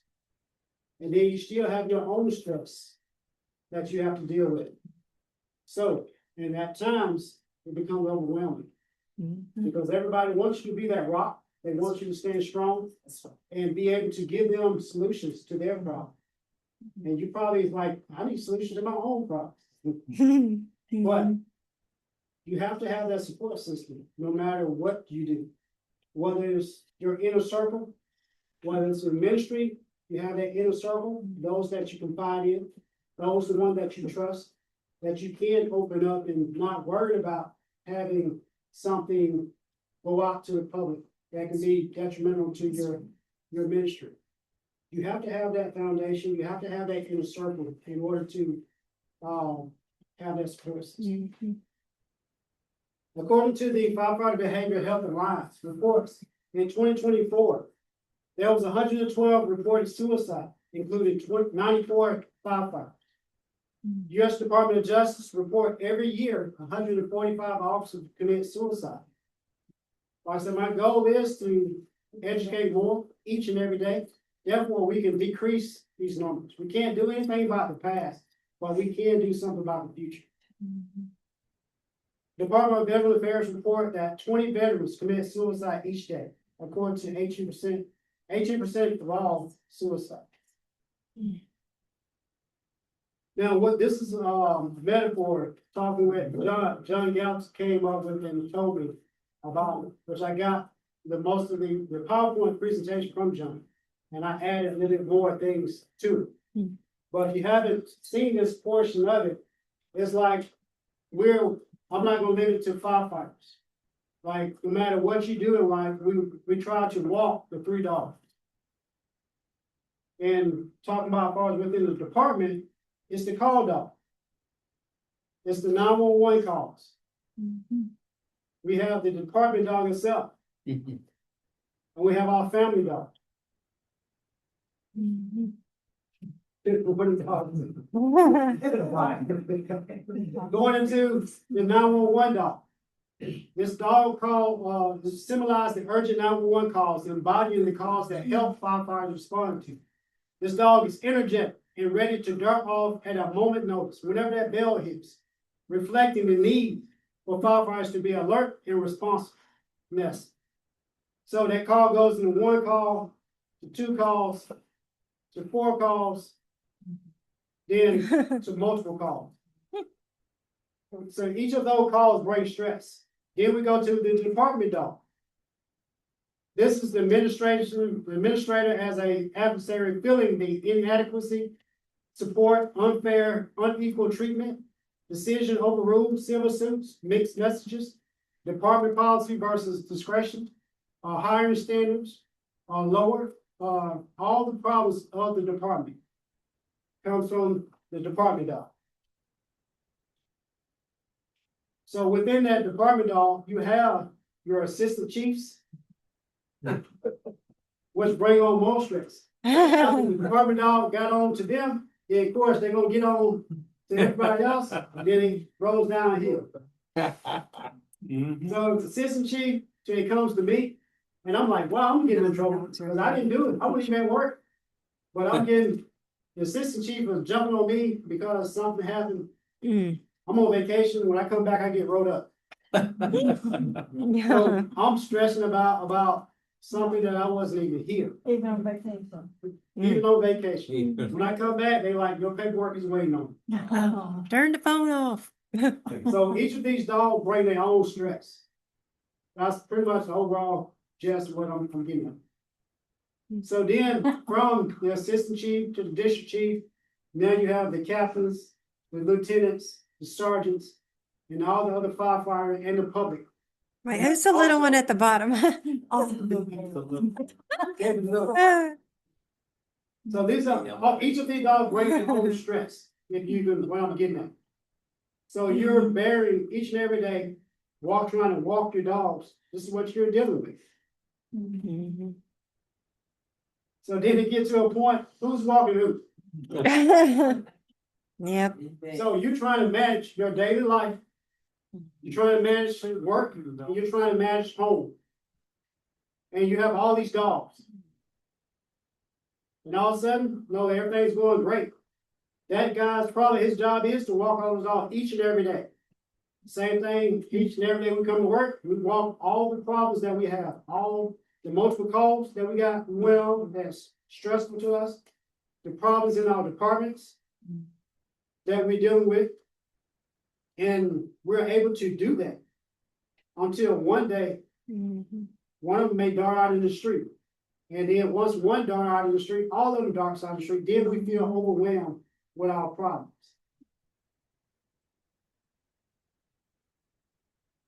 Then you have to ask yourself, how are you handling the stress? If you can ignore it, but will it go anywhere? Your problems are still there. Ignoring it doesn't mean that they do not exist. It's just building up to that one day that trauma trash can is gonna overflow.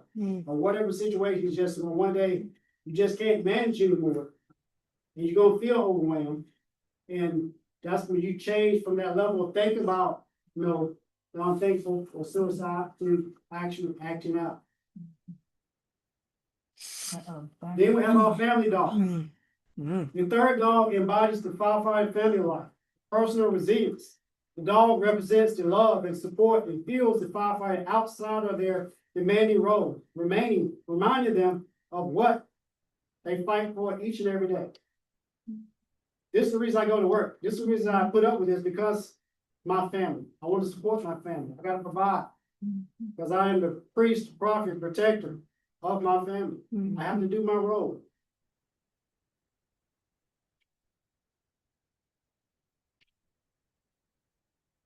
Most of us, when we come to the department, I was young when I first came to the department. I wasn't married. I was single. Shortly after I came to the department, I met my wife. We got married. Well, we was already together, but we got married. Then you have kids, 4 kids. You can say it's more stress. Yeah, you can. It is more stress. I'm not gonna say this is the stress. You can say more stress, then you got your in-laws. So depending on how you are with your, I love my in-law. If she ever sees this video, Mom, I love you.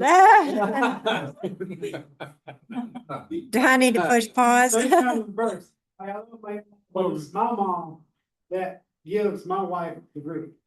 Like she's jealous of, because my mother-in-law will treat me like I'm her son. And she takes my side before she takes my wife. Her own daughter. Her own daughter. And she get mad at me, but he had that. I think Before you put the pictures in the fire or on top of the fire, you could see all these faces. Some of them, it looks scary in the faces. So not only are you walking all these dogs, but you have all the attacks. coming against. Coming from outside with those 3 dogs. Imagine them all cats. I should have did. I should have took cats. Some reason I'm kind of like in the back of my head, I'm wondering what your wife was like in her teens for her mother to always side with you. So before you even got to your family dog, you saw all the other dogs were asking who's walking who. When you go to work every day, you're dealing with the 911 calls. You're dealing with the pressure of the department to comply, to stay into regulation, to enforce the rule. Like I mentioned earlier, I was talking, when I was out in the line, you was one of the guys. He's part of the department out on the line. Now, then once I went administration, I'm still one of the guys. I want to come out to the station. I want to socialize. I want to hang. I want to be at the table talking with them. When I walk in now, everything goes quiet. You're one of them. I'm one of them. You're one of them. Even them now. That's another stress. That's another dog I should have put on the PowerPoint. Yeah. So I come through. There And goes I'm like, the cat. hey guys, what's going on? Hey chief, what are you here for? Yeah. I got a reason to come by. I'm just here to chat with y'all. I'm just, oh, okay. Why? No. All right, I guess I'll let y'all do what y'all do. I'm just coming by. But now you feel like I'm not part of one of them anymore. I'm one of them. So you do feel that way as you move up the chain. And that's something else, another stress that you're gonna have. But once you get through all of those dogs, you have your family dog. And that brings stress, different types of stress. So now you see a different type of dog that looks sad. So once you allow the problems of work, the stresses of work to follow you home, it starts to affect your home life. And that's one of the things that we want to protect is your home life. Understanding, but first you have to understand what's going on in order to address it. So it's knowing what stresses, the different type of stress, the acute, chronic, and identifying them and encouraging each other to talk, to find and support me, you can handle or you can manage better the stress. Therefore, it won't follow you home. Therefore, when you do have that, what we talked about earlier, setting boundaries.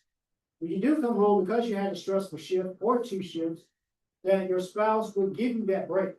Go and decompress. You got 2 hours or wherever the boundary that you set. And after that, you need to do your role. And vice versa. Do that exact same thing for your spouse. So you know what else puts stress on the family is that a lot of the firefighters have multiple jobs. So that home life that we talk about is actually shrunk. Because now I get home, I want to decompress for a couple hours. I get my 6 hours of sleep at night. And the next morning, instead of having relaxed time with my family, now I've got to go cut 6 yards or I've got to go whatever side job that you have. whatever side job I've got. I'm leaving the house again and I'm not getting that quality time with my wife and I'm not getting it with my children. And that's even more, I didn't add that, and think about that, like, if you do have a side job, which the majority of firefighters have a side job, whether they're cutting grass, whether they're doing sheetrock, whether they're building houses, or whatever they're doing, you get failed at work, that's another day or so that you're behind. So when you get off on your 3rd day, which is supposed to be your downtime, then you gotta go to work, you gotta do what you gotta do on your job, then you still gotta come home and have family time. Also adding additional complications when thinking about shift firefighting. Most of the fire departments across the nation are volunteer. That is true. So you've got a job, when you wake up at 2 o'clock in the morning, it's a structure fire. You leave at 7:30, go back to work having not slept all night. There's a real challenge on the volunteer side. It is. And sometimes when you're dealing with people under stress, they think that family needs a lot of time. They think the job has to be a lot of time, but it's not about the quantity of time that you stay with someone or spend with someone, it's the quality. Like if you don't see your wife except while, you're watching TV while she's folding clothes, fold clothes with her. If she's cooking, or you're cooking, it's the quality time that you spend together. Agreed. Maybe you should have your wife straddle you while you're doing the lawn. I'm just saying. What? It may make the lawn work a little bit more enjoyable. I don't know. Communication. Moving right along. Just gonna throw that out there. What? I know I'm being recorded. But you don't know. You need to have a little talk with your dog. You have a strong impact on what you say. Often as does trust and credibility based on behaviors rather than just verbal promises. So far as the communication chart, saying that nonverbal is 55% of the time, all the tone is 38%, and words is 7%. People will follow your actions long before they follow your words. So depending on how my wife tell me a lot of time when I'm coming home and I have had a stressful day at work, and she asks me one simple thing and I'll answer it. She's like, why you got attitude? I don't have attitude. So she's like, yes, you do. I'm like, how you gonna tell me I got an attitude? So And I guess that 38%, my tone Tone of voice. and how I responded to her. Mm-hmm. I didn't have an attitude with her, I guess, but I still responded to her that way. So it can make a big difference in your tone, how you present yourself, or whenever she asks me something. So it'd be something simple. Hey, babe, what do you want to eat? I don't know. Why you got attitude? Oh, here we go. Well, then that goes back to when you visit the guys. Maybe think about your tone that you've had before with the guys. Maybe that's why it's not so much that you're one of them now, but maybe your tone is, something's changed. Or it could be the fact they went from blue collar to white collar and they don't trust you anymore. Brass. The rate change, Well, yeah, communication is the key to a lot of things, dealing with fear, being a peer support, and traumatic crisis, situation. Communication goes a long way. I'll put it that way. Yeah. Just getting somebody to talk or listen. Listening goes even farther. Yes. Doing most diffusing. Once you start talking, opening up, and one person opens up and start talking, pretty much you don't have to say anything else within that diffusing. You just allow them to talk. And there'll be one person after the next, especially if the senior person in the class open up and start sharing. Just let it go from there. Don't, hey, that was good, no, whatever you said, that was good, but this is what you should do, this is what I suggest. No, just stand back and listen. And my husband wants to talk a lot more than when he worked with the fire hall. And yesterday, he told me that he wanted to get a second seat on his lawnmower just for me. So I'm like, am I gonna have a sidecar or back? You know? Or you could, no. My dad's got bird legs. She'd be uncomfortable. But, what we talked about first, Chaplain Pressure first came on to the fire department, I know I probably mentioned it, a couple times. Or even to some of the guys, first time we went to, a death, of a family member of one of the guys, or, individual within the department.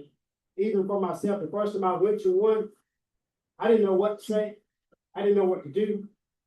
But I do know ministry of presence goes a long way. Like, no, I prayed about it when I'm sitting in the car, like, Lord, I don't know what you want me to say or what I should do.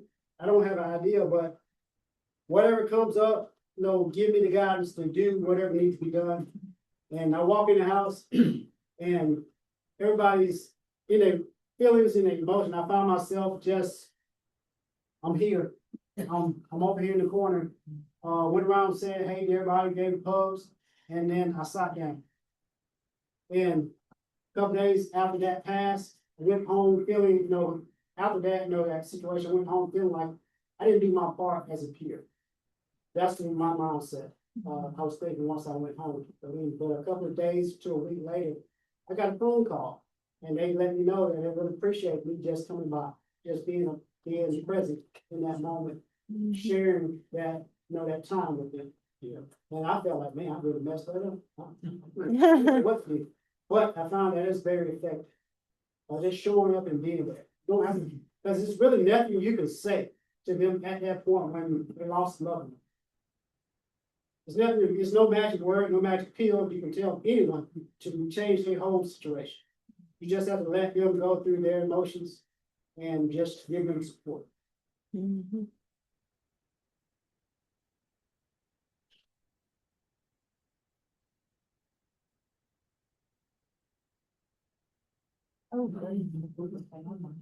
So what do you think about this?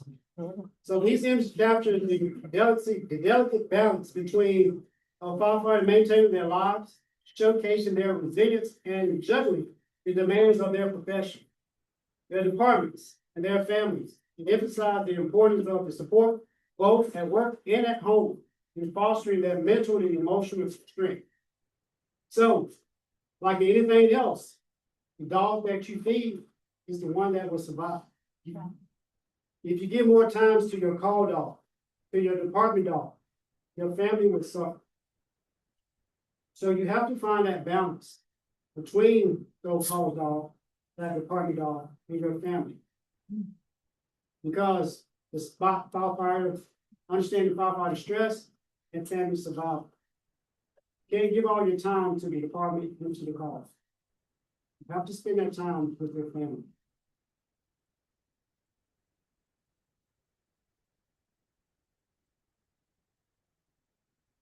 Resiliency, the definition of resiliency, the power or ability to return to the original form, position after being bent, compressed, or stretched. The remarkable ability to bounce back from a challenge, adversity, or setback. The rubber band ball represents when you are stretched, it flexes, and it can return to the original shape. Resiliencies enable the individual to adapt, to grow, and thrive despite life difficulties. It's about maintaining a positive outlook, learning from experience, and finding strength in every tough time. Resiliency isn't just enduring hardship. It's about using those experiences to build stronger, a wiser version of yourself.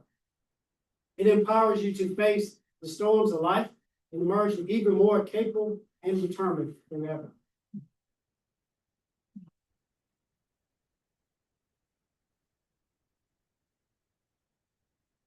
I saw this and I was like, that's me. I try to make this me each and every day. I try to have a positive attitude each and every day. But resilient people don't blame others for outside forces for their problems. They cultivate a healthy sense of personal responsibility, which allows them to tackle problems head on instead of wallowing in despair.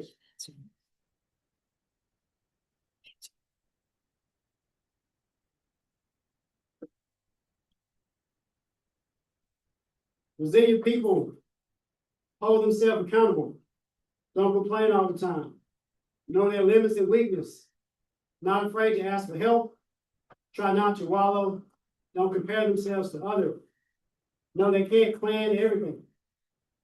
I found that out today when I tried to plan every part of this with my videos and everything. It worked yesterday fine, and the day before, but it didn't work for me today. But I was able to overcome it. Resilient people don't blame others. Resilient, which I already.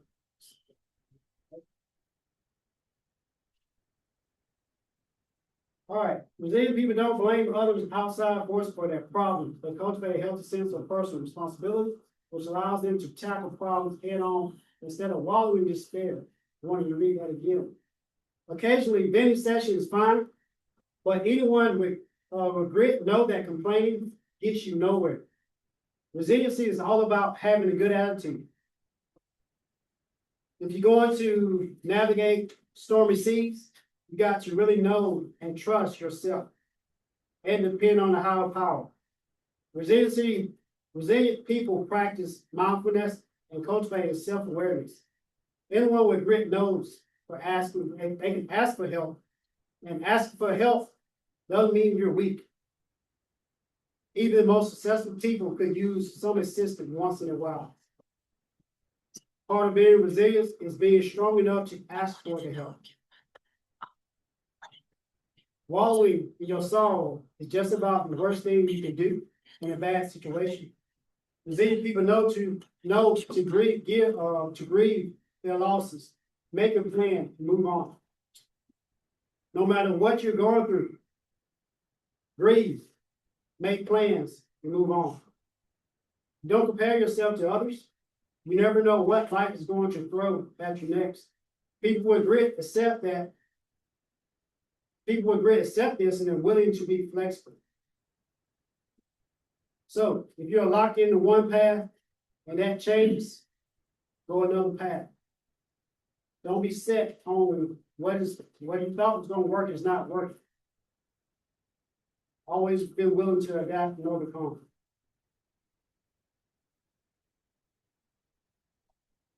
I said you have one life to live. The value of life emphasized the importance of cherishing each moment. Firefighters often face life and death situations, highlighting the urgency of value of living fully. Embrace resiliency. Firefighters routinely deal with stressors, acknowledging that life is finite, which is a number, is numbered, and motions individuals to develop resiliencies and cope better with challenges. Mindfulness and persistence, encouraging focusing on the present moments, practicing mindfulness can help manage stress and enhance the appreciation for daily experience. Strengthening relationship highlights the significance of family and community, acknowledging life is short, but at times life is encouraging. Life helps you build and develop the person that you are. Prioritize your family, your relationship with your friends. And it goes into the daily threes. Touch base, take the heel, take care. If this doesn't work, +2. Treat your wounds and talk to a battle buddy.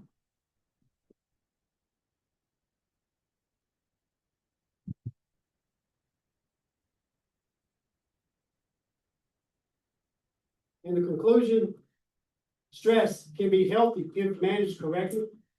Stress can create a host of negative emotions and behaviors. Managing stress is a learned behavior. Acknowledging the stress you face daily will help you in managing that stress. Chief, can you go back to slide, please? Here, One. All the way back to the battle buddy. the battle buddy. Yes, sir. There, thank you.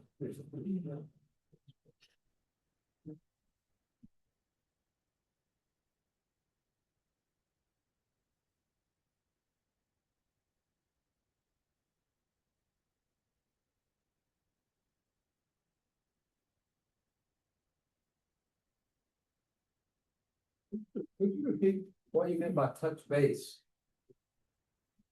Your foundation, your support system. Basic foundation.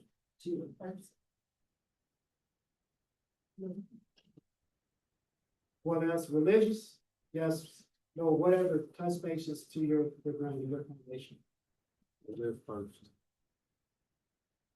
Give it all to him, praise him, ask for guidance. So.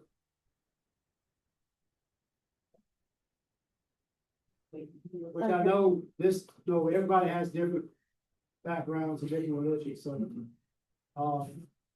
For the one that are religious, like myself, I pray every morning, whatever my situation is, I give to God. And ask the guidance, everything. And that's how I try to stay grounded. And then you turn around, put your shoulders back. And take the heel. My preach that Sunday. That's why I need point. Take the heel, take care. Then of course, when you take the heel, you take care, of course, things gonna happen, life's gonna happen. So continue to move forward, you treat your wounds. Go back and touch base. And also, when you need it, peer support. The chaplain, ministry, the pastor. That's your battle buddy. Well, this is not a one-time deal, this is a constant It's rotation. each and every day. Each and every situation is different. Each and every time, you should do the daily 3.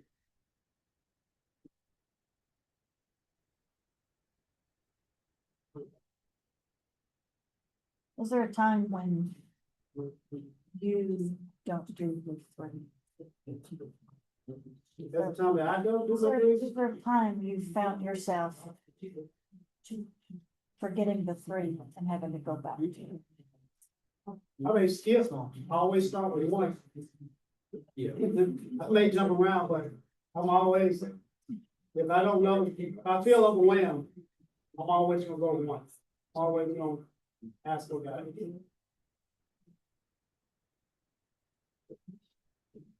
And a lot of times, once you ask the guys, then everything else presents itself for you. Like. Did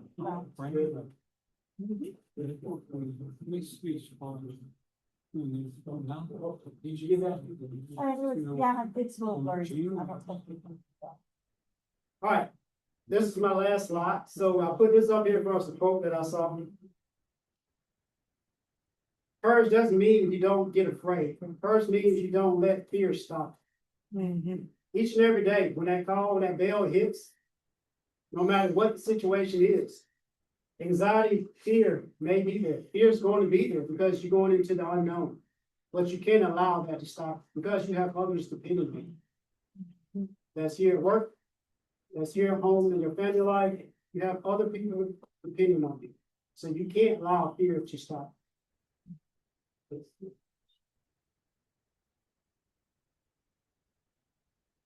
And that's all I have as far as my presentation, as far as understanding firefighter stress and family survival. Thank you all for attending. I have enjoyed myself standing up here and putting this together to present to you today. So this really was eustress for me. I had a little bit of distress, fear, like I mentioned earlier. But it's all about building. It's all about helping me grow.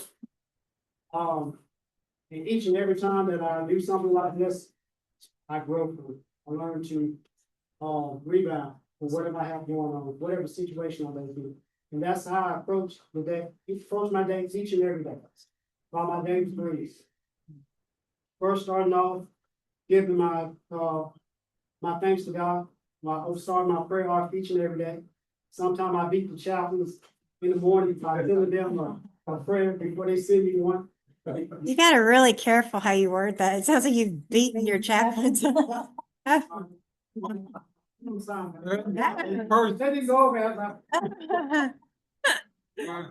big person now. It's dangerous to be a chaplain around here. Well, let me ask you a question. For years and years and years, there's been chaplains. That's why And AFFC is trying to get a chaplain in every department. But then here comes peer support. And you've got 3 chaplains, you're starting to peer. Can you explain to us the balance and the unity that they can support each other together and work together so that we know how to seek help from peer when we need it, and how peer can seek help from us when they need it. So how do you see that working together? Yes, I do see it. It works well within our department because, like I said, we are peer, like us.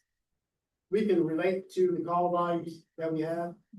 Chaplain Presley and Chaplain White, even though he grew up at the station, but he hasn't been on the.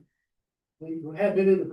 He's been on now some 911 calls because he's seen a lot with us. But being in the actual fire, being on the shootings and stuff like that, hands on, he hasn't experienced that. So say, safe to say. Yeah. So we can relate to far peer.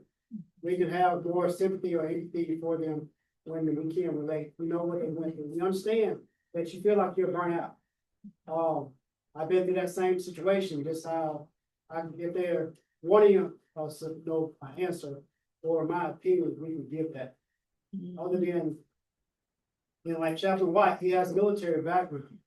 So when I'm going to somewhere as a peer and they do bring up something dealing with the military, I can sympathize with them, but I can't relate to them. Wow.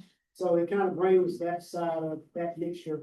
When it's something that I feel like, maybe I might have Chaplain Preston talk with them when it kind of goes out of those parameters. So most of the time when we do a debriefing, it's all of us. I call them like, hey, upper administration called me to do diffusing. And do you have time in your schedule to be here on this day? And they're like, sure, I'll be there. Let me know what time and what day. So that's how we navigate through that. We have a lot of chaplains that are full-time with the fire department or volunteer fire and chaplain. Sometimes they're even pastors on top of that. And so they are bigger, they are chaplains, and they are a spiritual leader in their department. So I'm just, you know, I had started getting into the Aaliyah peer support, and then they separated it. So I'm just trying to feel for where our role ends. Sometimes depending on the personnel, like some people, they don't believe in religion, Mhm. so you can't push religion on everybody. No, Because if you do that, turn them away. You shut the door when you're coming in as a group, try to talk to them, and you're pushing religion on them first. I don't want to talk to you. right. So you just close that door. Yes, and I'm very thankful that we don't push it unless you open the door for that. Mhm. I've had people, and I'm also a corporate chaplain, so I've had, in some companies, when they, you know, when I come to a new vice president or something, you know, they'll absolutely say, I don't want you, I don't need you, I don't, you know, don't believe in anything, and I hadn't said a word. And so my next comment is, sir, I understand that and I appreciate it, but when you need me for anything, I'll be there for you. So, that's what we want to, what I feel like chaplains are is, we're there, getting to know the guys, and y'all already know the guys. And then we're there during something if we're invited for that. And then we're there afterwards, maybe to pick up the pieces. So, everybody has a role and sometimes they intermingle. And, but I just feel like, you know, in some places like here, you know everybody and y'all are always 24/7. But in these volunteer fire departments, a lot of times there's nobody there. And you pass by and it's dark. And a lot of times they don't get anything like these, like your beautiful stations, you know, the big ones, Birmingham, Huntsville, Mobile. Yeah, a lot of time they're fighting over a bucket, if you think about it. We've actually had some call us and say, hey, do you know where we can get another truck? We just wrecked one, or we need supplies and we have no money for it. So, that puts another role on us. Like, okay, let me call some people. Let me see if we can get some gauze and some, you know, whatever you need. Just tell us, you know, sometimes they just need water. Yep. You know? So It is a little different. Stingray Stargaze. Well,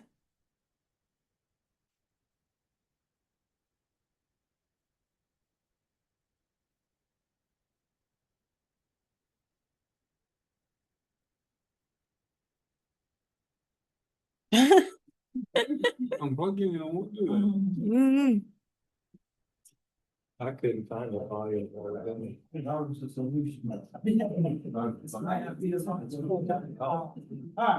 Gotta pick that first. So it's a little different between as far as a paid department and volunteer department, because like in the paid department, we're coming to work every Thursday. And we're being here that 24 or that 48.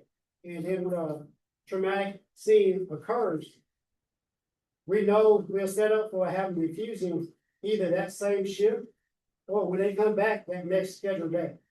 So in the world for the volunteer, they can come, you as a chaplain or a peer, they can come, they can be on that scene. You might not see them for a couple of weeks down the road, because they may not report back to the scene. So that's a little bit different. That's a little bit different for me. yeah, Y'all were- It ain't a little different, it's a lot different. yeah, y'all are well supported. And some of these volunteer fire departments, they call us, they may call us here. We may not have the communications to each other, Mhm. but, we're trying to get that so that they can have, the best of both worlds as they possibly can. Something like the other resource that we have going out to Pike Road, Wall, Tuskegee. Well, Tuskegee is not a volunteer department, but it's a small department. And one thing from the fire cause, they were talking about Fire Strong. Yes. So I tell a lot of them about Fire Strong, so that's another resource, if you haven't heard of Fire Strong, is to tell them about Fire Strong. So you go to Fire Strong, myself, Chaplain Presley, and Chaplain White, and a lot of other members.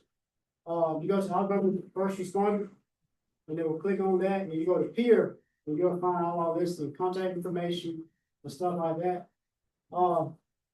And I share that with them because a lot of times that pride, they don't want to talk to anybody. But you can go on Fire Strong. You can look at they got a little self-assessment test that you can take for yourself about anxiety, about financial issues, about depression, a lot of things like that. They also have videos on there where people gave their testimonies. And they tell you that a couple of them that actually committed, but it was unsuccessful. They made an attempt to commit suicide, but they survived it. And now they've taken a different path and trying to help others not go that same route. Do you have a union presence in your agency, and if so, how does that interface with your one? We do have a union president or presence within our department, but it hasn't crossed. It hasn't as of yet. So peer support is firefighter to firefighter, not necessarily union member to union member. Right. Chief, I'll say this, I know we get a lot of information from them. We know with every call they go on, we get instantly, like, I didn't have to look out there, I knew that there was a call going on out there. And then we also get what they call narratives. We know what happened on that call. So if it's a shooting or something, you'll get that narrative, we just pop up at the station and, you know, they're not knowing what we're there for. Hey, how everybody doing? It used to be, they think we come to preach, so everybody go their separate ways. Or they'll turn the TV off, but we're more like, okay, now, just turn the TV back on, we'll sit down and go watch TV. And so we got more accustomed to doing that, especially with the information that we get from, But you said two different ways. What were those two different ways that you get the information? we get it from every call, pretty much every call they go on, we get it on our phone. So y'all get dispatched or you just get the information on the call? We get sometimes they can call us, like one time I got a district chief, he called, I'm like, he's here now. Hey, we had an incident where 2 guys were blown up. We got come to see. Okay. And so we showed up. Well, I showed up and kind of looked at the guys, talked to the district chief, talked to the captain, kind of checked on these guys. And then we just followed up like a couple hours later, hey, how the guys doing? Yeah. Or just What showed did up space. What did you call that? The information you got after the call, what did you call that? They call it a narrative, basically like a report of what the district chief or whoever's on scene, Okay. what happened on the scene. Okay. So we can read that and then that'll tell, okay, who was on Rescue 99. We'll know, we can come by the station, we can just, do a little walk through, see how everybody's doing. Okay. And then also, just talking to the district chiefs, and you was on scene, who was on scene, how were they, pretty much, they pretty much know their guys and girls, so we can talk to them, and then we can go to lieutenant captains and just, get information. So that's the best thing, of getting information up front. Right. And then that way you're not showing up and then getting the information, you pretty much, know what's going on. Right. I like that, because sometimes the chaplains don't know to go right after a special call up on some of these smaller ones, so that's, I like that. You have a radio? On the phone. It's simple, I can pick what calls I want to hear, if I just want to hear at night, I'm gonna just structure. I just want to go off all day long. But it just tells you who's going, what call it is, and tell you where we. So you report en route to a scene? Yes, sir. How do you do that? Like if it's a structure fire, I'll kind of wait and watch. And if they do what they call a W3, they'll start sending other units. Typically, if it's a W3 and it's a house, I'm pretty much responding. So do you respond over the radio or? I don't know. Well, I'll make tips. I'll It's text like you, saying sir. in practice that if the call go out on 911 active, that with, software that we use, and then just do the dispatch. Then shortly after he was get there and do the assessment of the scene, what's going on, they'll call a WC. If it's W1, W2, nothing happens, but if they call W3, it's automatic. Set that he will respond. Now, I'm watching and monitoring, I will get the information before he will, more than likely. Or if I hit an address, I see my phone, I'm kind of, I will say, this used to be my area, my area, I know all around here. Because over here, I know if it's a hotel, I'm like, hey, that probably gonna be a second long. Or probably they're gonna be a vacant house. If it's vacant, I was like, you don't need to go, because I try to save them that time of leaving his home. But if it is something to it, or like, yeah, they got something, you might want to head that way. And it's like, so they're called W3, which is a working fire. Then it get larger, they say, like the other weekend, they had the hotel fire. And we went 7 along. On, as far as our call volume, on the regular W3, the working fire, we're gonna send 7 units. When it goes second alarm, we send additional 7 units. We have 14 units on the scene. And then automatically, if it goes second alarm, I leave, I go report to communication. The assistant chief, they report to the scene, become safety officers. So we have set program in place whenever, depending on the call, how it goes. So we talked about this yesterday. Do you have SOGs or SOPs for your entire agents? Yes, Is the chaplain SOGs included in it? yes. But you communicate with your chaplains via text, cell phone text. Mhm. They don't have Our rate structure, I have it up on one of my assignments as a chaplain goes. they don't have a company radio. Not yet, I'm working on it. Okay. You in trouble then, Presley. Hey, this may be a stupid or random question, but the vacancy turnaround, like who puts in the orders for that? Like, like whenever you report a location as vacant, how long does that take to transition for y'all to find out about that, to know not to go or to go? Oh, for me, it's Yeah. pretty, Oh, okay. because I have my radio, if I think of something to it, I hear it once they get on. Because if I come out to the car, it'd be my assignment to put it out, as a district chief.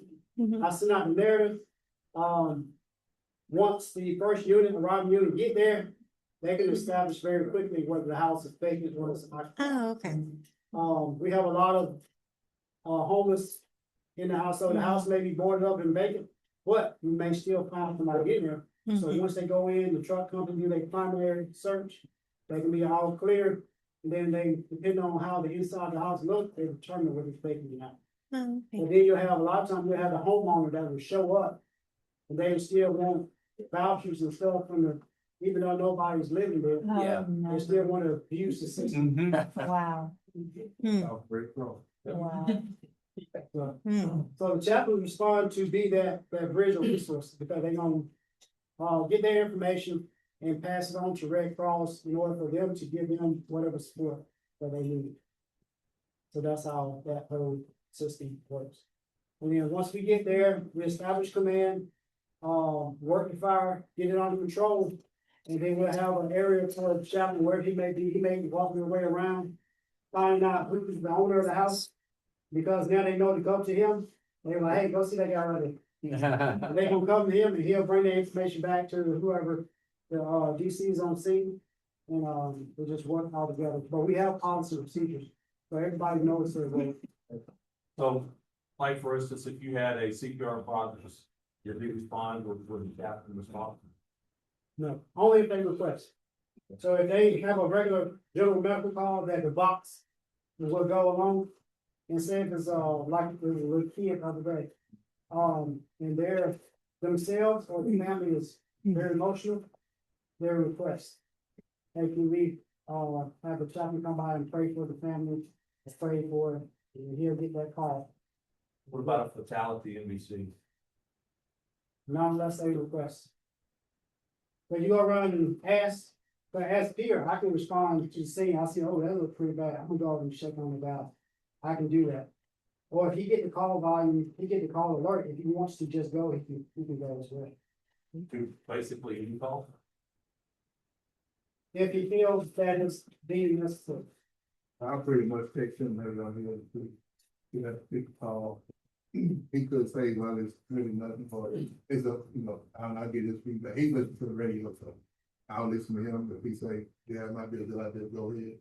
Cause there's so many wrecks, and you just need, like Chaplain Ben just burn himself out. Like Yeah. he's trying to go to every single call. Yeah. I'm like, Chaplain, you can't do that. You gonna wear yourself out. Yeah. Like, it's so many calls. We do. Well, I don't know if I'm off the top of my head right now, but it's ungodly. About the amount that we do. It is only increasing. Because people don't wanna go to the hospital. Yep. And so therefore they call 911. And Right. we just recently started transporting. But it used to be, we didn't even charge. If we get there and we push drugs on you, it's free. You pay for it with your tax dollar. If we push, butyrol, we push, D50 on you, because the blood sugar drop. Of course, whatever they do, our protocol say, if I start alarming on you and I push drugs, you need to go to the hospital. But when they come out, you wanna go to the hospital, I don't wanna go to the hospital. Alright, we advise you to go, and I'm gonna check with my online med control, but I'm gonna get you signed right here. And I ain't going to the hospital, you do what you need to do, but I ain't going. Alright, sign right here. And then they know that, so that's how we have the frequent flyers. Every time we come in, she passed out on the couch. Get back 3 hours later. Yeah. Making house calls. But no, if one back 3 hours later, I'm not even gonna wake you up. You gonna wake up at the hospital. But that's how we do. You gonna wake up in the hospital the next one. So you have your way of dealing with the frequent calls. First time, we'll fix it. Hey, you be mindful of your, check your levels before you take your medication. But some of them they just take it, and then they bottom out, and then we, they don't listen, they're gonna wake up at the hospital on the next one. But we have protocols. That's one thing about Montgomery Fire, we're very organized as far as our policy procedure. Some can say it's over extending, but it helps on a lot of things. A lot of things are just set. Like it happens, everybody goes into motion, what to do.